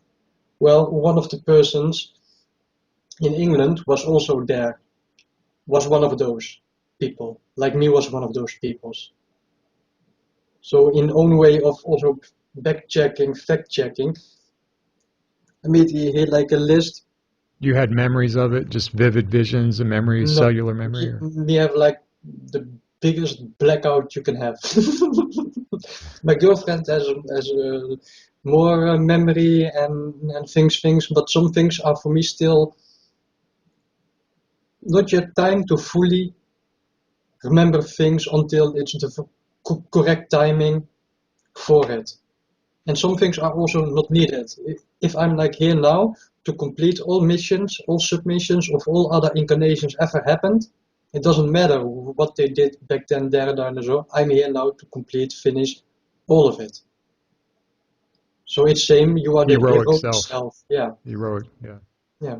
So you have 12 incarnates probabilities, and you also have 12 transcendental incarnates, different body, different parent, different part of the planet. So you have 12 and 12, and of all of those 12, you are the person pointer in space-time and all factors.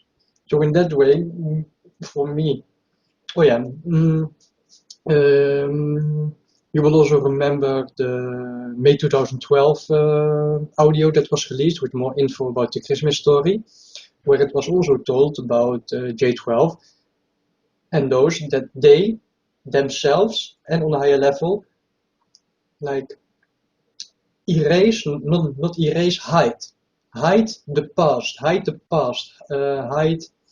the, yeah, it's like you go stealth or you have a road and you put dust over the road. When there's dust over the road, you cannot trace back steps.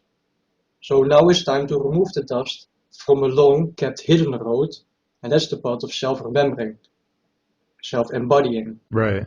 Like it's gotten a lot more personal now, self-healing. Yeah, and that's also yeah, with the Tantriya and the sub-councils. You have one sub-council for gate walking and so specialties. The other one is self-healing. The other one is so and so. My personal helper was from the self-healing subgroup. So that also implies, yeah, that's what the most is about. Besides the other things I do, the other key focus point is self-healing. So with my own, like I said, if you have gate 1 and gate 12, those were always under High Council, Emerald Order, Protectorate, always. So I am the custodianship of gate 12, means I am one of those. So in all of those upstep levels, I, via my Rishi level self, confirmed. Do I represent Ra Confederacy? Yes.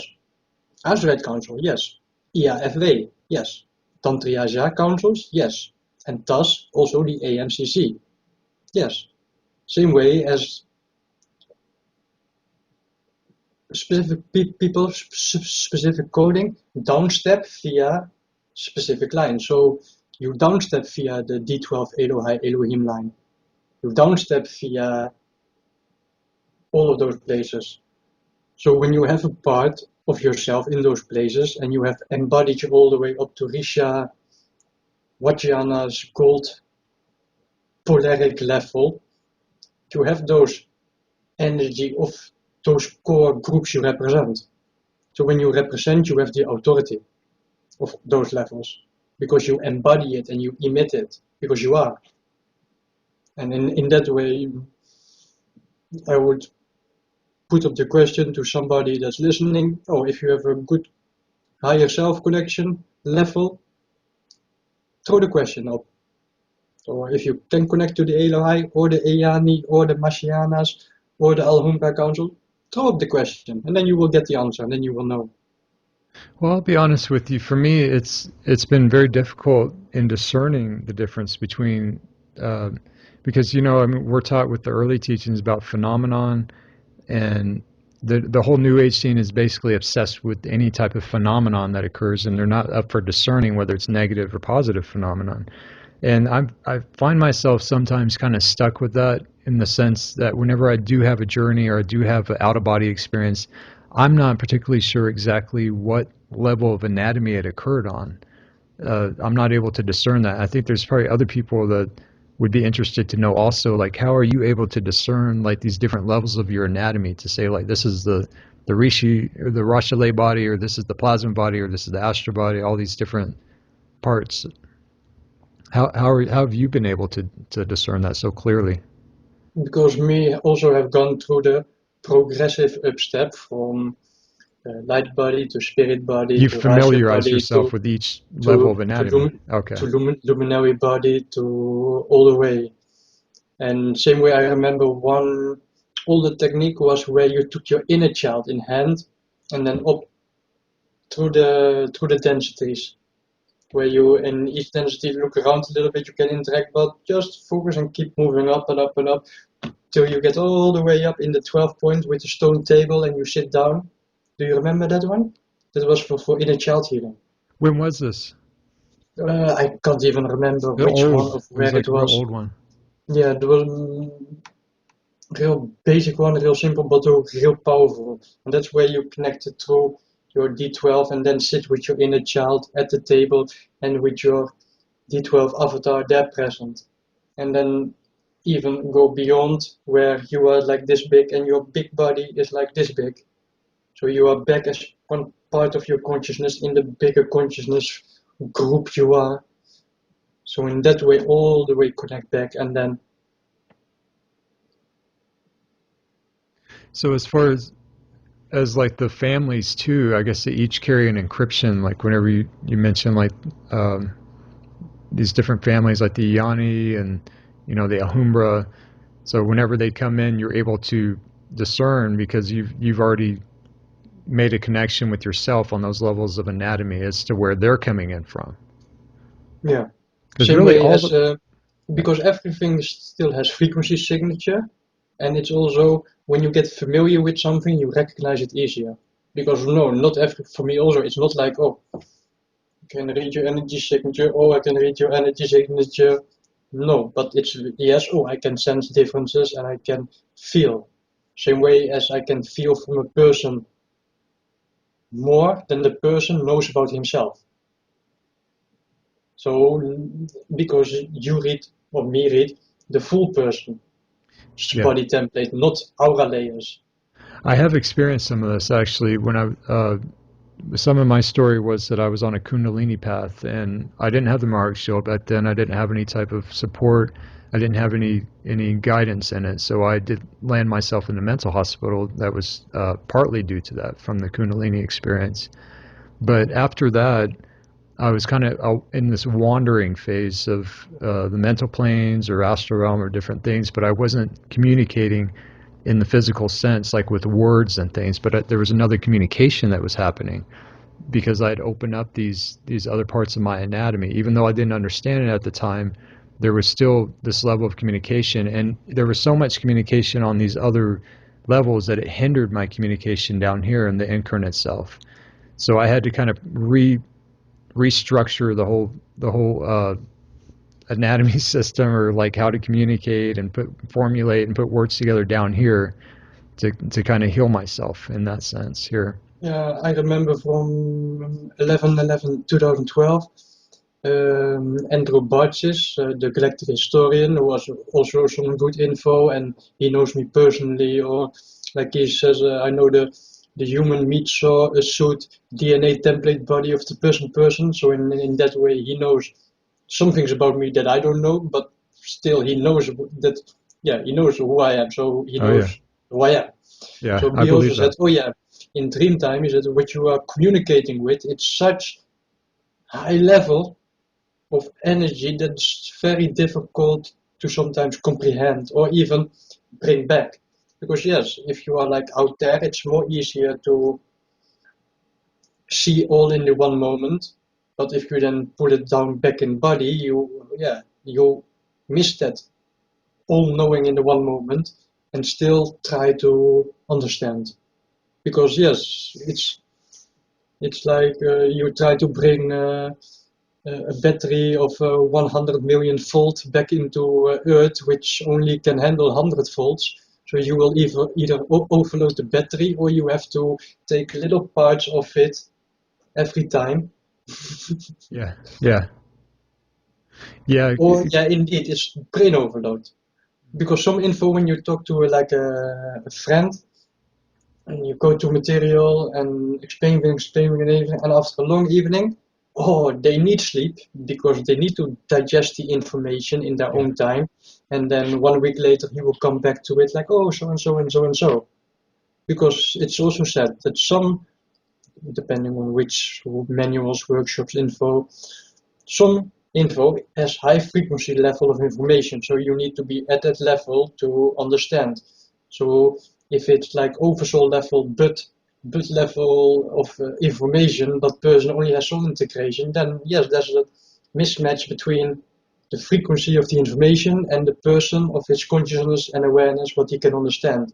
And it's simply out of his league at this moment. It's beyond his comprehension. Fall asleep, just like pass out. Like, Also, yeah. Yeah, that makes a lot of sense. like my girlfriend, she has also very good inner vision, better than me. And yesterday she did the Azurite Waters RK12 corridor journey, That's an old one too. and there's also a very Healing powerful, waters. yeah. Like sometimes you need also to go back to the key things that have the most impact and also direct interaction, and it's still. It is same with the plasma journeys and your personal helper. If you don't ask for help, or if you don't ask for anything, they cannot do anything. If you think, oh, it's all okay, so okay, then they won't assist because you are not asking for it, and it's still free will. Nobody is forcing anything onto anybody. And person have their own helper and their own specialities where they are focusing on. So that goes back to the Adashi and Adashi Adept and Adashi Master.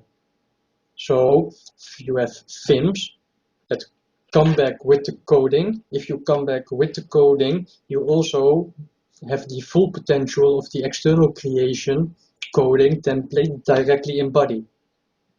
So what would it mean?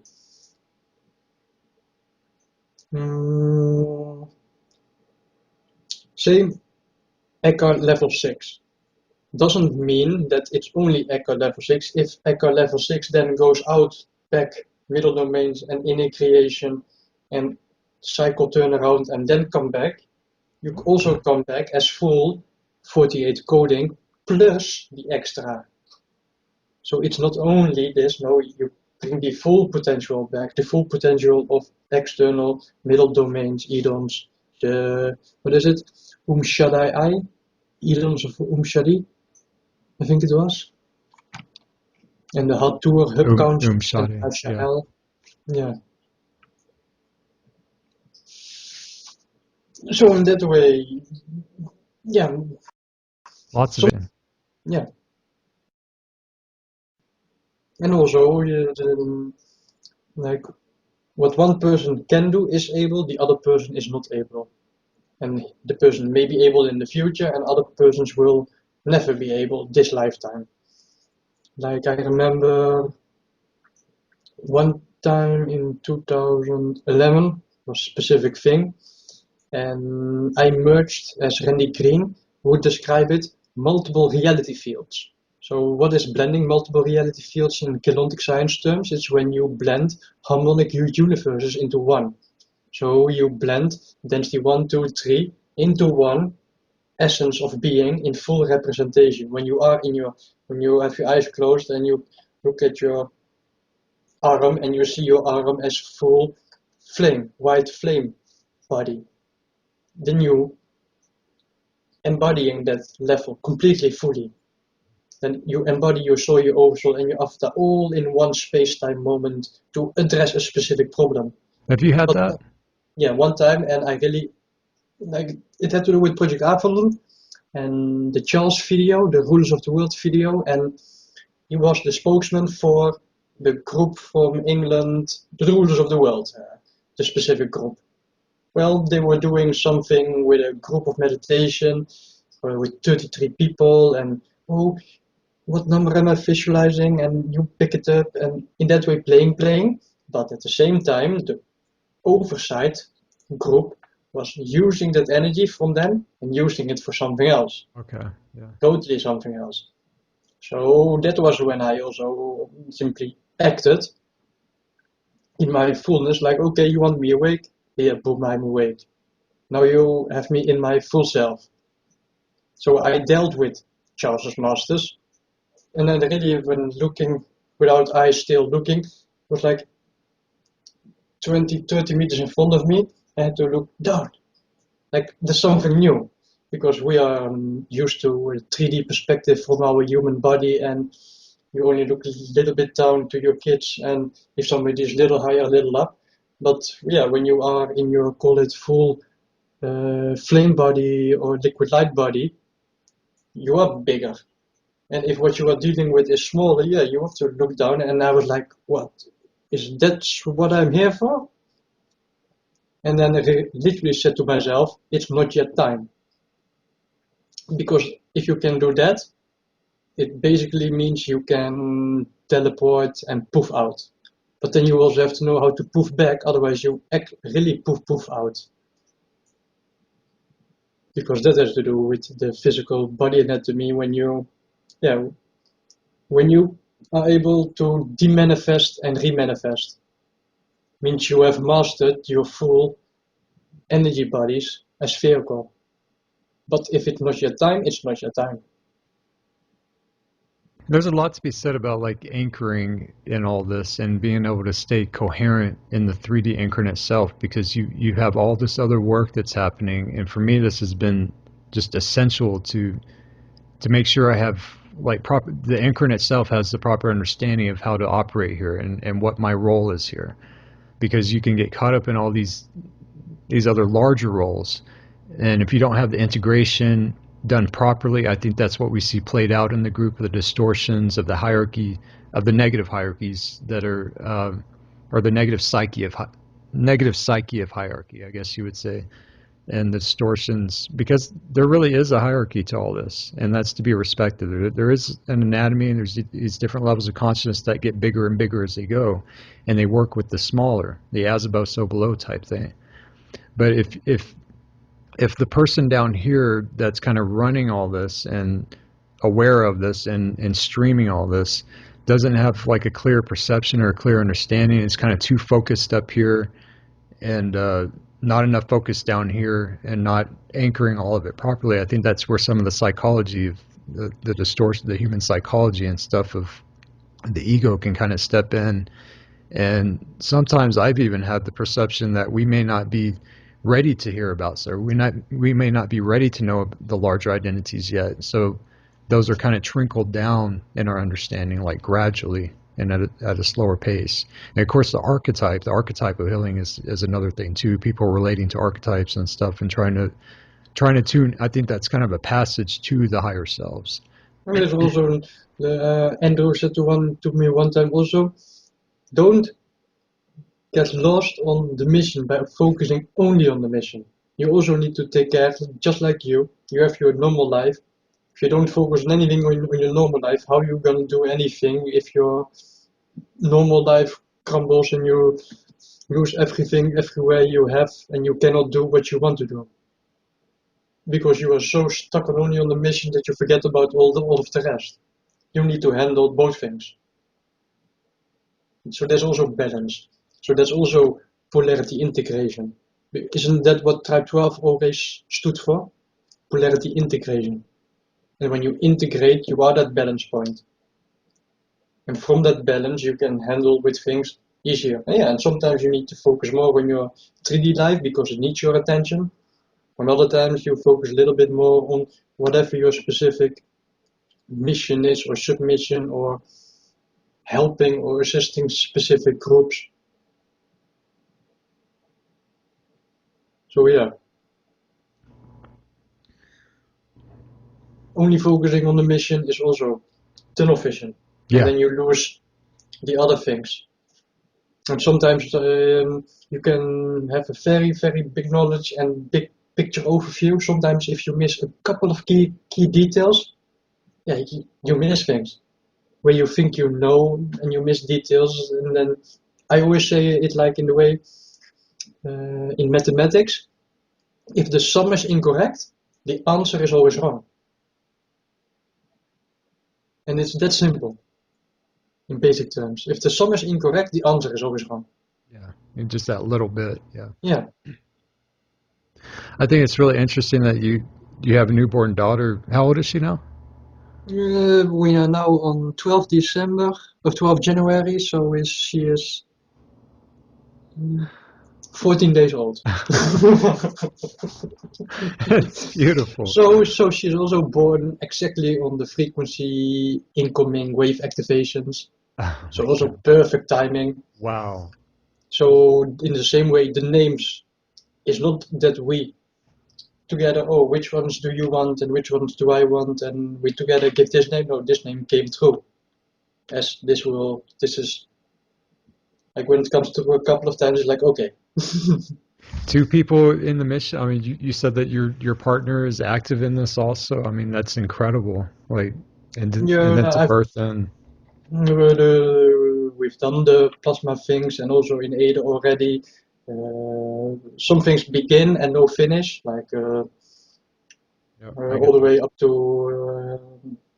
oh yeah, the Amethyst Awakening and the Emerald Awakening and Epsilon Seal and Amorea, and then up to the level of Amorea, and the other thing up to a level. So some things still to finish, some things are like still in the lingo ongoing. And that's the same thing. You cannot do everything at the same time, and it's also define the right timing, define the right order.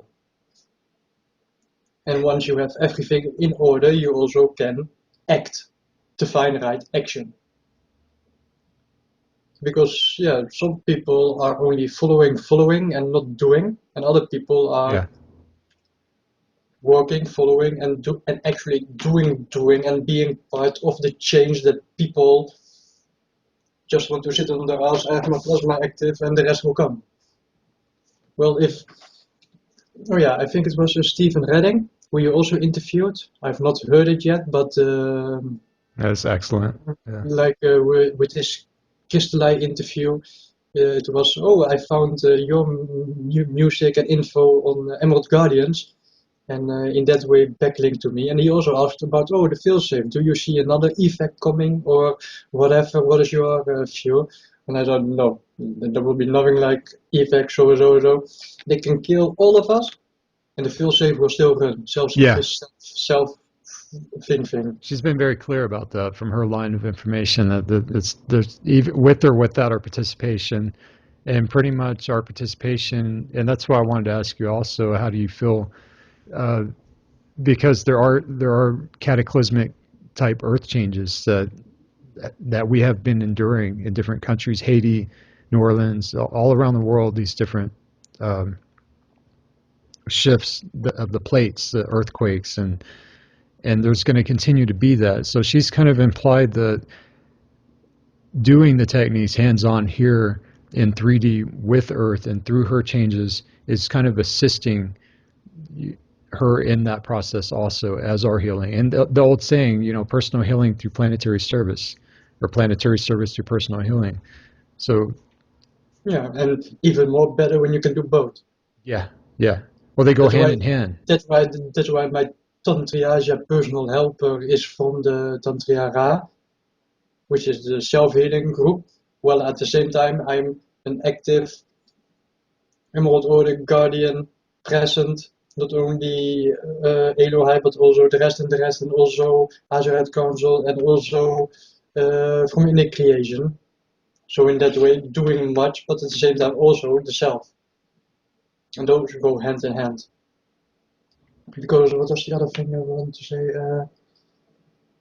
Yeah, I just have a couple more questions Oh yeah, here too. And then, with the step down of the Crystal River host, because some things with the call it with the shit that happened, some things are now in other people's hands. It's not their work no more. No, other people take over the work and will do it.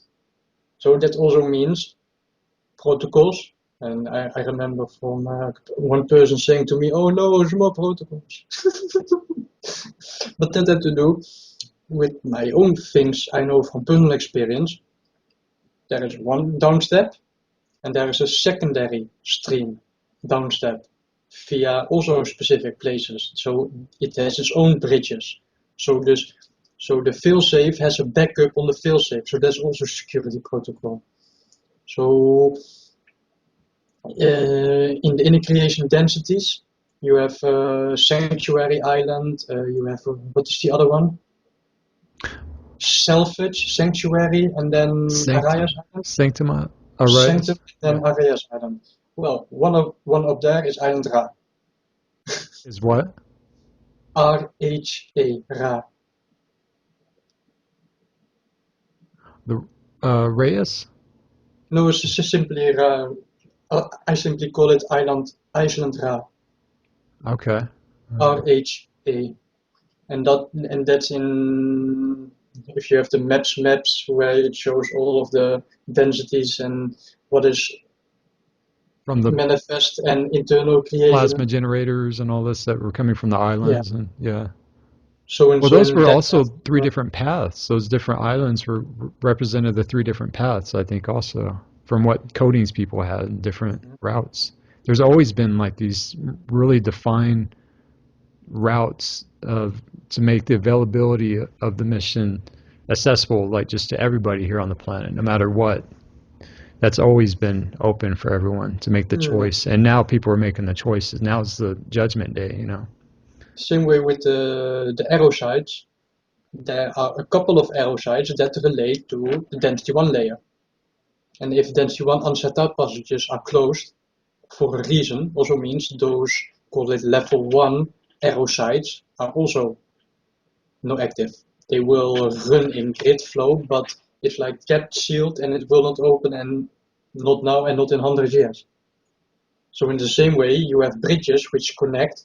So the secondary plasma stream host is also a security protocol where you have a second, you have like a second engine, a second fuel, a second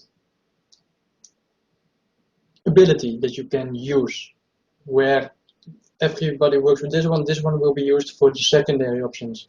Same way as I drew one diagram picture with Volkatara grids and the whole thing, that one is about VECA realignment. That's not something that will be in the workshop of Shamdi because it's not their work. That's other people's work. And VECA realignment means on universal shield VECA level realignment. To first of all break through the 11.5 dimensions is reconnection.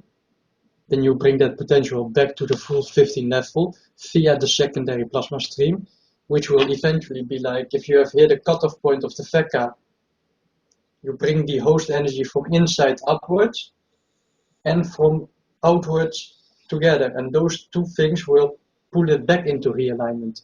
That's why it's in the workshop being described as it's something that has never been done in the Cosminia ever before.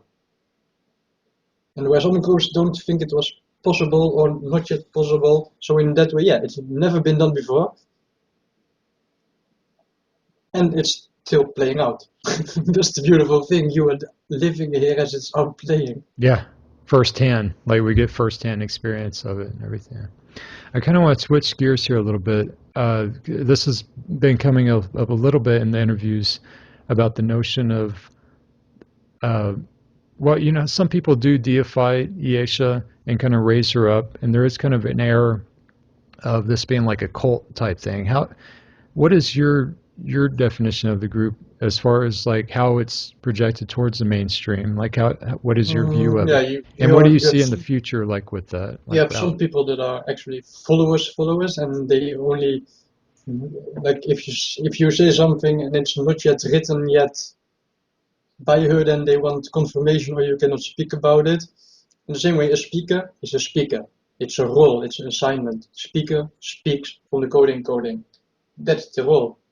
The other roles are not the speaker's job. So a speaker has the speaker role. If a speaker role is good fulfilled, you bring that information and down and out. Good. Does it mean she knows everything? No. She's also telling it herself. I'm progressively learning the new stuff as it comes in, and some things, oh, now I understand. They already said something 5 years ago. It only fits the puzzle piece now. She's been very clear on that, yeah. Yeah. Same way with the Google Earth map. That one also has to do with the cathedral grid and linking in things. That will also not be in the workshop because that's not about translating from disk. No, that's part of the actual mission team that's doing the actual cathedral grid, planetary Templar reclamation and restoration and healing and reconnecting. But how do you see KS and just the overall group and everything? What is the appearance of it to mainstream? I mean, how do you see the future of like outreach and this being absorbed by mainstream, the planet and everything? Do you think that's ever going to happen, or is it always going to be this division of like elders that are holding the Templars and we learn this, and then there's just like mainstream or whatever? Like how would things change? Like Future Christic society. simply call it for the external creation mechanics. Many things simply speak for themselves and they prove themselves. And when science catches up, it will prove things we already knew. Right. Yeah. Like many people are also like, in general, they want you to do all the work for them and you provide it on a silver platter to them. That kind of mentality. It doesn't work that way, of course. It's their own input, but now I lost my thought. Uh, Like future Christic societies and stuff with science. I mean, we're already seeing like a merge of there's this fallen science, it feels like, from Atlantean times or Lemurian times, of like tampering with the gene code and giving your babies blue eyes and making them athletic and all these programming babies in food, even now, and patents on food and stuff. And then we have like the neuroscience and the neuroplasticity and the yeah, things that and like kids. spintronics is also, you can Google it on YouTube, Japanese spintronics. Because yeah, we also know about the ARPS, angular rotation particle spin. Yes. So that's now where you also have science called spintronics. Spin the atoms, and if you change something, it affects with what you are interacting with. It's out. So It's already out there. It's that's in, yeah. yeah. And then they can look back at the quantum science. Take for example the big Templar field manual, the 400, 500 book pages one. I gave that one to Nassim Haramein, but remained quiet. I was like, oh, you know much, but you also have missing parts. If you go in here, you will find what you are missing. You gave that to who? Nassim Haramein. Oh, really? He came up in Steph. Did you see Stephanie's interview? That's No, how not when yet. she came into KS, she was studying some of his stuff. Yeah. And other parts is also like the dimensions. In 1960 or 70, it would be general consensus in science there are 7 or 8 dimensions. 10 years later, it was 8, and then it was 10, and now they are at general mainstream science consensus. There is 11.5 dimensions. Oh, really? I haven't heard Yeah. that. So yeah, and then you can show exactly why it is 11.5. Yeah, exactly. Yeah, yeah. And Well, in that way, the material proves itself. yeah, it And does. even more, when you have a base core construct, it's a repeating pattern. And once you, yeah, it's like, yeah, Well, she was like when even you, mentioning in the Katie Dale courses that NASA has been launching satellites for to study the tetrahedron, the Merkabah fields of the planet. You know, that's interesting. same for the sun. The sun For the only sun, has one solar part symbiosis, active. and yeah. No, I mean of the electrical and magnetics, the sun only has one triangle active. Okay. And how that also is scientifically proven, and how it's every X many years switches and switches, but only one pole is active. That's not normal, right? No, because that has to do with the history of the Sun Gate and Yeah. all of the And crap the that tilt, happened. yeah, yeah, the tilt of the axis, and Exactly. Oh, same as for what you said earlier about Earth changes. Like, it would not be good for humanity when Earth would shift in 1 minute back into realignment. It would, yeah, make one big destruction. yeah, If you do it gotcha. in one shift in 1 minute, it would shift the Earth crust and the magnetic and everything. You would, so it goes gradually. That it doesn't make a big crust Earth shifts and all of those things, but still slowly realigns. She mentioned And that they are. It sounds like they are starting to study solar symbiosis and detecting how where the distortions are and stuff. I just wonder where that's going to lead. Also, the dry fasting thing is amazing right now. There's some people in KS participating in this, including myself. But I totally believe that there is a breatharian type thing that we're kind of leading to. It's probably going to be a long ways, just like the 900 years thing.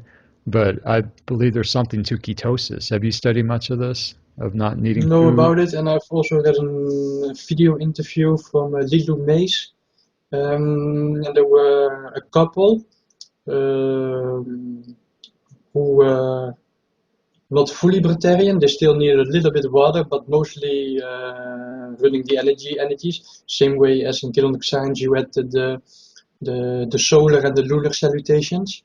Remember those ones? Say it People again. also the solar and the Oh yeah, lunar yeah, yeah, yeah. salutations. That's what That's also NASA's for studying too.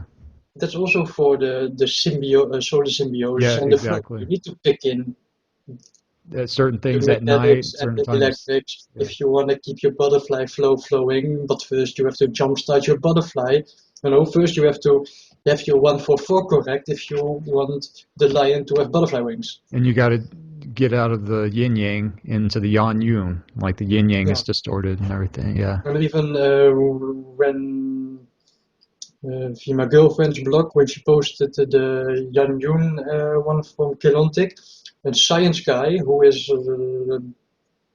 think it had to do with also electric and magnetics, but he could understand the flow and see the difference in how what he knows already learn and what this implies. Even though not understanding anything about it, he could see it like, hey, yes, this has something what it should be, but it isn't at the moment. And at the same time, was one post from Crystalline. Some things of her stuff is okay, and other things is like laughable, where you see material getting twisted and turned around, and one group becomes the other group. So then I Who know, is this? Who is this? Crystalline, Crystalline? Crystalline, Angela Barnett. That's the one Okay. how Stephen Redding also one time spoke about, but I have a Okay. couple of Okay. Oh, info okay. Okay. posts Yeah, she that was also she was uses offering. Kilontic info, but some of those material works text is like so distorted and twisted, and that I can read through it what the other group, whoever it is trying to do. When you have the full picture, yeah, you cannot be played. So, but one of them was a good one. It was about also with backlink to NASA. So that's for mainstream science proving Keylontic science. The sun was emitting positrons. And positron is the opposite, is the antiparticle of the particle, which in normal science is impossible. But if the sun is emitting positrons, that's like a blending of the PCM and PCK and the reunion of the Yep. energy flow and emitting it outwards. So is that Positron. the other triangle, or the tetrahedron that's No, activating? No. Okay. no. Okay. That has to do with the merging of the particle and the antiparticle, and Okay. then having the full energy flow running, and that being able to go outwards into the solar system. Well, there's another thing with the Van Allen belts that I've been actually, it feels like I'm firsthand experiencing some of this with my own brain. Because, I mean, there's the distortion of if you're on a planet that has this electromagnetic field tampered with, the chronosphere obsolete, and all these different things that are supposed to be there, and the inhabitants have this split brain that looks like the Van Allen belt in our own brain, where our brain is split. It makes sense, that there's a lot of there's going to be a lot of changes in the psyche and how we handle our emotions and the bipolar stuff and all the back and forth things. And I've been experiencing a lot of that firsthand. What's your take on the Van Allen belts healing right now?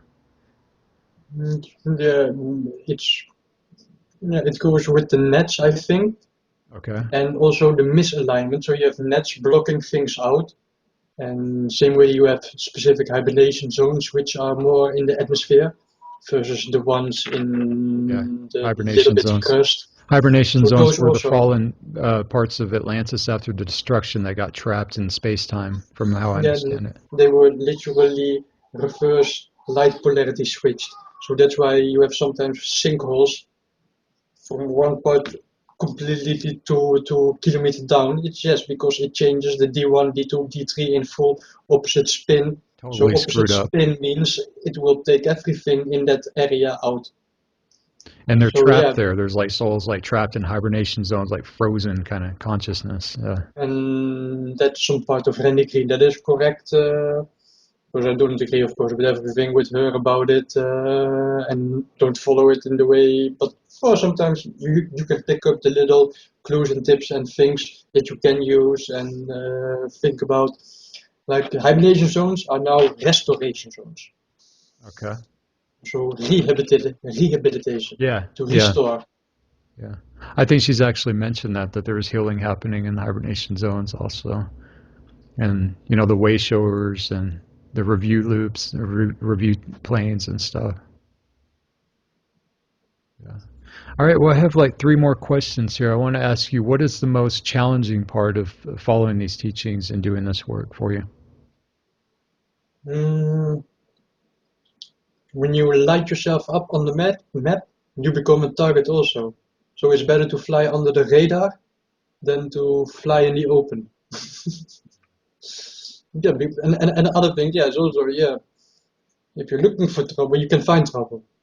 And at the same time, if you are interacting with big things on the biggest level with the biggest players, yeah, then actions will also have responses. So same way when Basra, Iraq, Q side, is that Q side or main side? Q, Basra, Iraq. And I think it's Q. I don't recall the Q sites. I haven't learned all of it yet. I don't have it memorized anyway. I know Stonehenge is Q site 11, all that. But I remember after securing that one, Peru Sanctuary Avalon was attacked, and Adashishol informed me about it so I could assist in They dealing with the attack that happened. they gave themselves away type thing. Yeah. Then I wrote about that in maybe Indigo forum group or the one from Tia, the Awake and Aware, or where she said, since you know about Peru that was under attack, it was actually a couple of other places also that were at the same time attacked. So they usually direct action and reaction.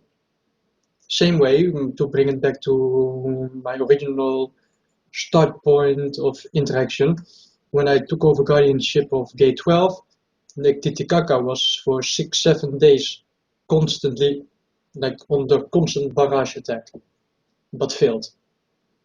So the most challenging part you would say is trying to stay off the radar from your Off the experience. radar and still do what I need to do, Still and do. also don't take shit. It's like you have the department of bullshit. So, with the opposition group list, there was one remaining group, Templar Melchizedek. It was still problem group. They are now no more. They are now deconstructed back to source.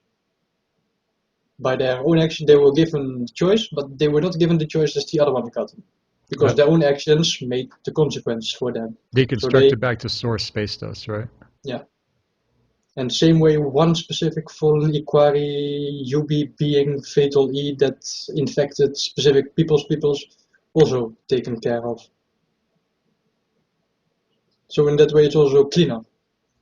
You're just like so privy to all this stuff that's happening. I think it's amazing. It would be really good to network with other people that are doing these stealth type missions and things and kind of bring everyone together in this, because I think there is a consciousness that's starting to open to enable humanity to do that with group consensus and group memories of things that we don't have necessarily proof of here in the 3D. Have you heard of Adam Apollo? Yeah, I did read something about it and also some info about him, but basically it would be like, I think I can even, without naming something, can I, say something. I'm not keyed into his story per se. I'm keyed into the dynamics of his story and how he's claiming there's 50 people, all right? But I don't know how far he goes. He hasn't brought these people forward yet.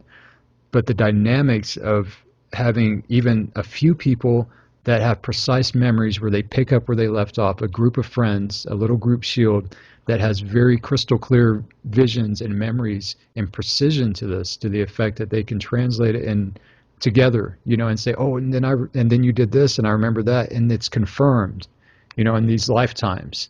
I think Yeah, that but that, that's also a problem because he uses the term Guardian Alliance, yeah, he but does. he's actually from Illuminati line. Doesn't make it bad. Same way Lisa Renee is from Illuminati line, but in the healing bioregenesis and fully having done all the work. So in that way, that's also healing and regaining self, and in that way, yeah, representing. But um, so he uses the term Guardian Alliance, but you can be sure he has not done all of the techniques you have done. Yeah, yeah. So it's only the empty word. So we know about the Akashic memory implants, the Abaddon, the all the levels of the false memories and the false Akashic. Oh yeah, So yeah. what are they talking about? When I have two main quotes I like to say, not say, but simply have written one time and they are good. One is it's all connected, and the other one, differentiation is key. So when it's all connected, but we know about false memory matrix implants on soul, oversoul, and galactic and universal level, which memories are real and which memories are implanted, and which memories are used to play those people together to be used by the same group. This can get very political too. I don't know if you heard. Well, yes, you did. You heard Paul's interview, and there's conflicting interests in some of the agendas, even with the entire Guardian Alliance as a whole. That there's so many different facets, so many different ideas. I think that kind of bounce back and forth. That they're, I don't want to use the word division because they are part of the same council, they are part of the same overall group. But of course, you have to have the differential, is what you're saying. Yeah, it's like in four densities, spread across space-time factors, you have maybe even more, but I'm just using a number for example. You have 20,000 different groups that are part of the alliance in all Yeah. in this there and there and there. So the GA is on the oversight of the IAFOA, International Association of Free Worlds, Yeah. which is the liaison between Yanas. Same way as specific groups, they will not even be dealt with by them anymore. You have screwed up so many times in the past. We are tired of you Yeah. guys. You will not talk with you. You will go via them, and that's it. This is your mission, not ours. Yeah. Yeah. So in that way, that there's been so much change in the last 2.5 years that has not been on planet in the last 200,000 years. So that will also reflect how specific beings on planet that are of specific groups react or get support from higher level when higher level has accepted host, and how that affects the future probabilities. There's some things that didn't relate that Paul was saying that he remembered differently that happened in the histories, according to what Yesha had presented in Voyagers, and with the Elohim and the Elohai. And I'm wondering like if there are in fact like different probabilities, of course that we've been taught sliders 4, 5, 6, the I probability think maps and everything. this one is more the angle of perception. Yeah. From which perception group at a specific time are you looking at it, and from that way showing it. Well, Just the like yes, official the yeah. official history is But I what. can also say something from personal info with the whole opposition groups and where manipulation was coming from, and like Anu Elohim was going through the Elohim Council. You will know the term Elohim Council. It's been many times talked about. I can today make the claim the Elohim Council is no more. It's disbanded, discontracted, and support removed from all higher levels, and it's Elohim gone. was fallen from the Elohai, right? And that's the, I think, density 3 Elohim Council. Okay, yeah. So those ones, Creator in the long gods. history Creator, we have now they are no more. creator ET races, right? Discontracted, removed, and a new council has been put into place, and oversight and groups have accepted the new council and oversight and aligned. Who's the new council? That will be for the future to be told. Okay. All right. So I have a couple more questions. What's the most joyful part of studying these teachings for you?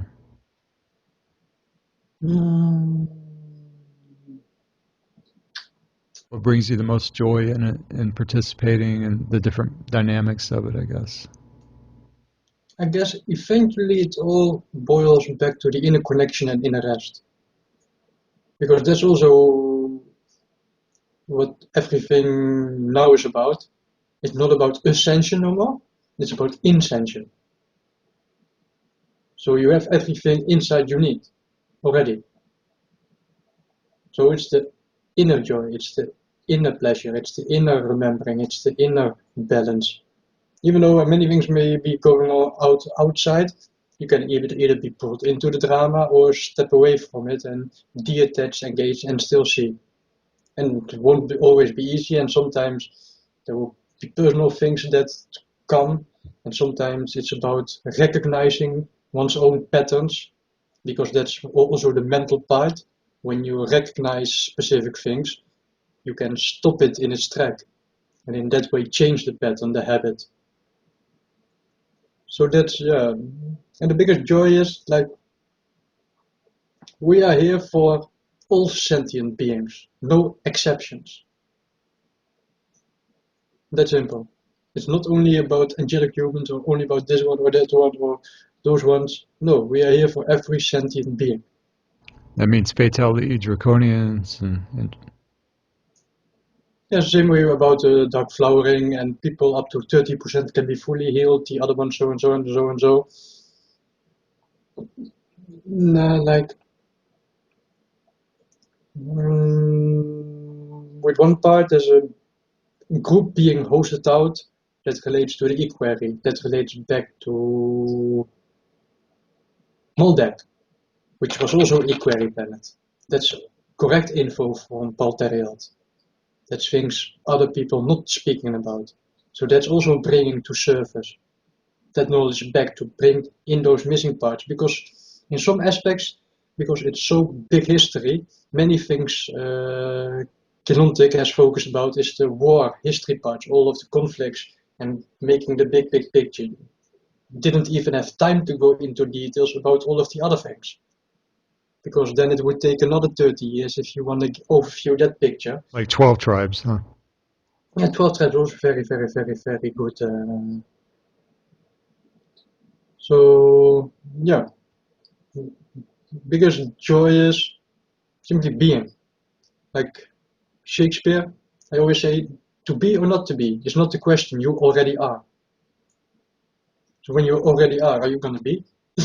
Right. It takes that time out of it. Yeah. What's the hang on, let me get back here.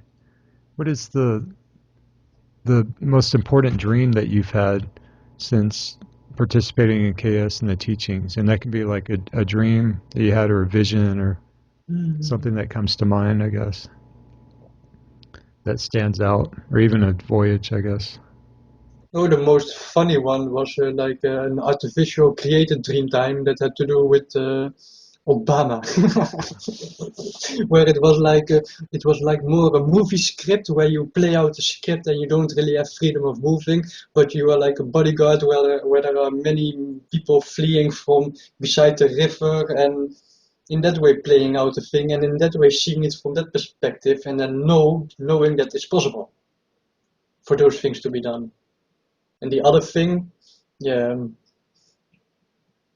like there's so many different types of dreams of interactions, but also work in dream time that there wouldn't be a single specific one. And sometimes I have very bad recollection of dream time where my girlfriend has very clear. So sometimes it's also better not to know here down here, because then you can also not compromise it in one any way, shape or form when it stays there. Yet you still know now. So that's sometimes also protocol.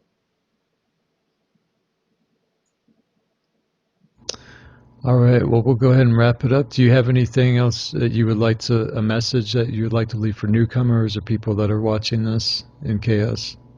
Anything in I particular you was, could leave us with? I always say, if you have questions, ask. Most people are sometimes even too afraid to ask questions, but it's the question, the type of question that decides what type of answer there will be. And sometimes people have open question and they want a specific answer, and it doesn't work that way.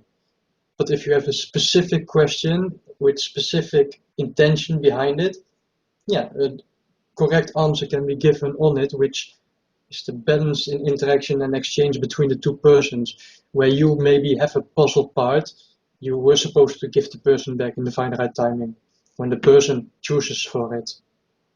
So never be afraid to ask or question or ask for confirmation, or if you have doubt, what do you think? Oh, you think the same thing. Oh, yeah, me also. So I was correct. Or To talk about your so, questions, even yeah, bring your questions up, which is what this platform is all about. Just raising up questions one person might have a view on, and another person across the world might relate to that view, and it might inspire more questions that are going to bring more light to this whole thing. and that's the inner trust. Trust himself. Yeah. It's the most important key thing, and even for me. Like you can read in the Emerald Guardians group the part, the Petra post, and then the comments, and then the last ones from Future Age Sage and me, and then see the what did it start with, what did we find, like when you make topology of an area and you assess what do we have there, and then how we deal with it, and after it, what has changed, and then see the effect of it, and then me asking him, oh, I say so, so, and so, and so. Can you check to confirm what I'm saying, thinking is? And he confirms. So then you get the confirmation back, and then you also, yeah, you don't need pendulum with your higher self to confirm it when you already know it, and then that way, standing more in your own power, knowing that it is. Because people always doubt themselves. Even me, Yeah. even you. Totally. Yeah. And I, nobody is perfect in that way. And yeah, we always have doubt. It's a part of the split consciousness, left, right, and personal problems. Everybody has their own personal problems that shape them into who they are now. well, I think a lot of this is some of it really is very distinct doubt of self, but a lot of this also, as the Christic's history is presented, is that we have been a uh, cloistered group of beings on this planet and through this whole mission, where we have wanted to kind of refrain from coming forward in the public light and to share these truths and to talk about our experiences and stuff because of the past histories where we've had to do that. We've had to preserve them silently throughout the ages, and I think we're kind of transmuting that part of ourselves now, where we're developing a voice to speak to the public more openly.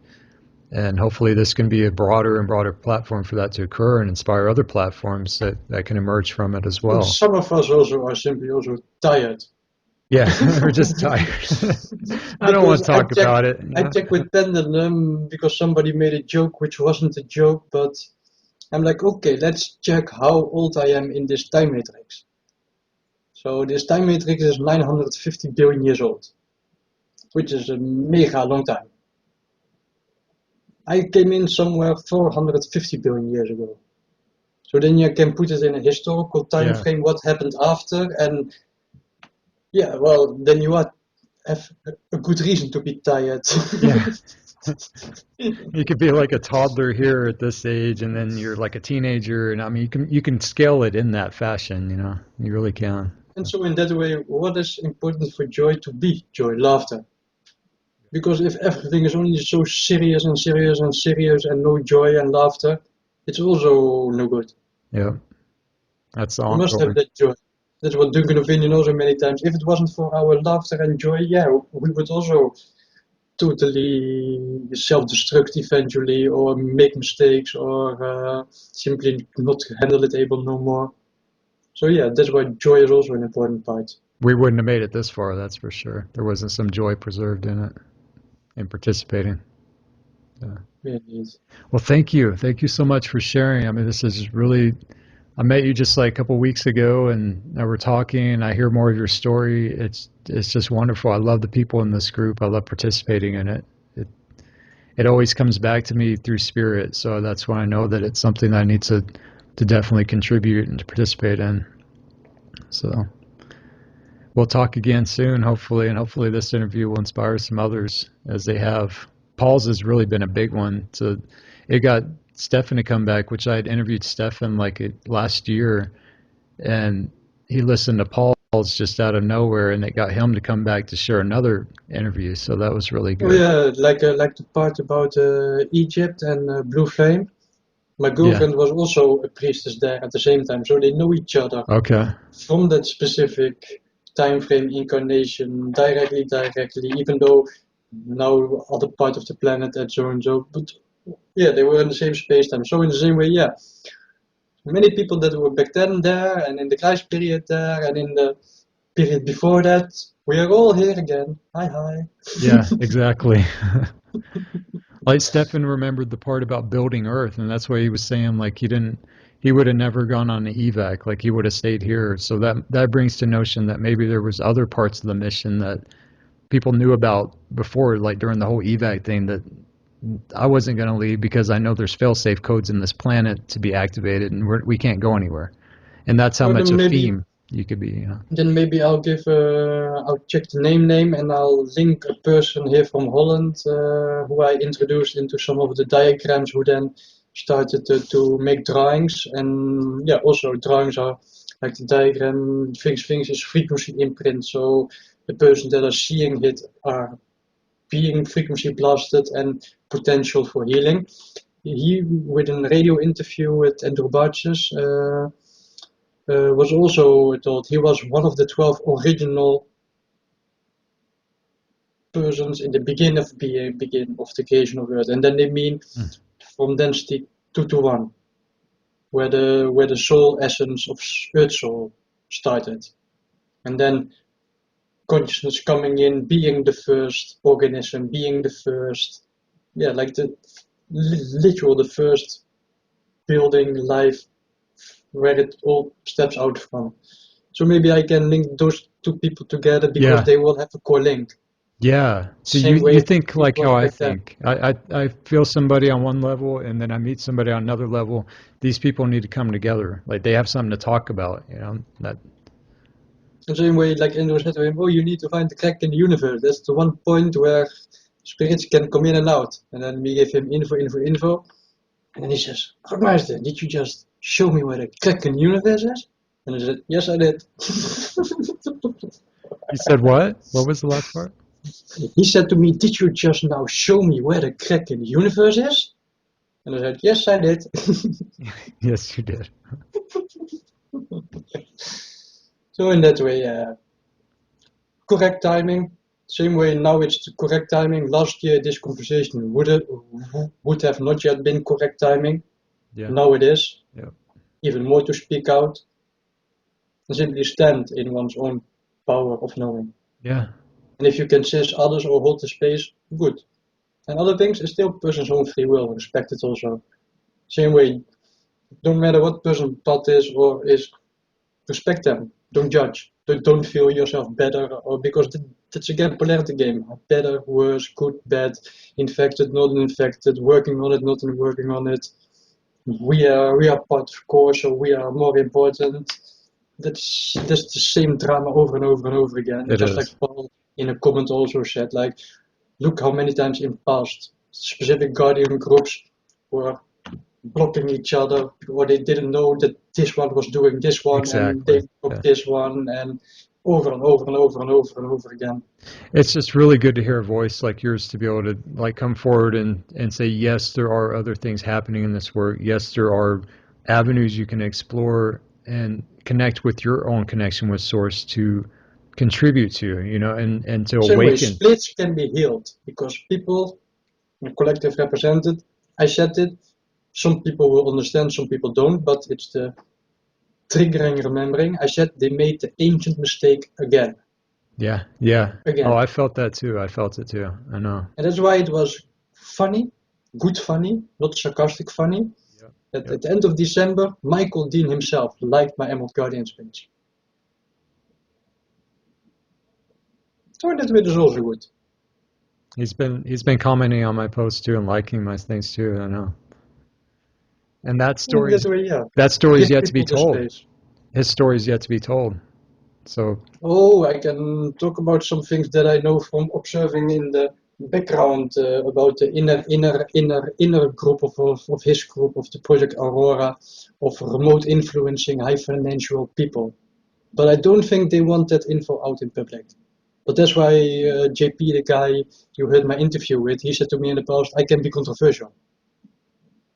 Well, I don't have a problem to be controversial. It's only from whose eyes it is perceived as controversial. Yeah, yeah. But I'm not afraid to speak out or address or point out things. No, absolutely not. And that's also needed. Yeah, yeah, it is. It is.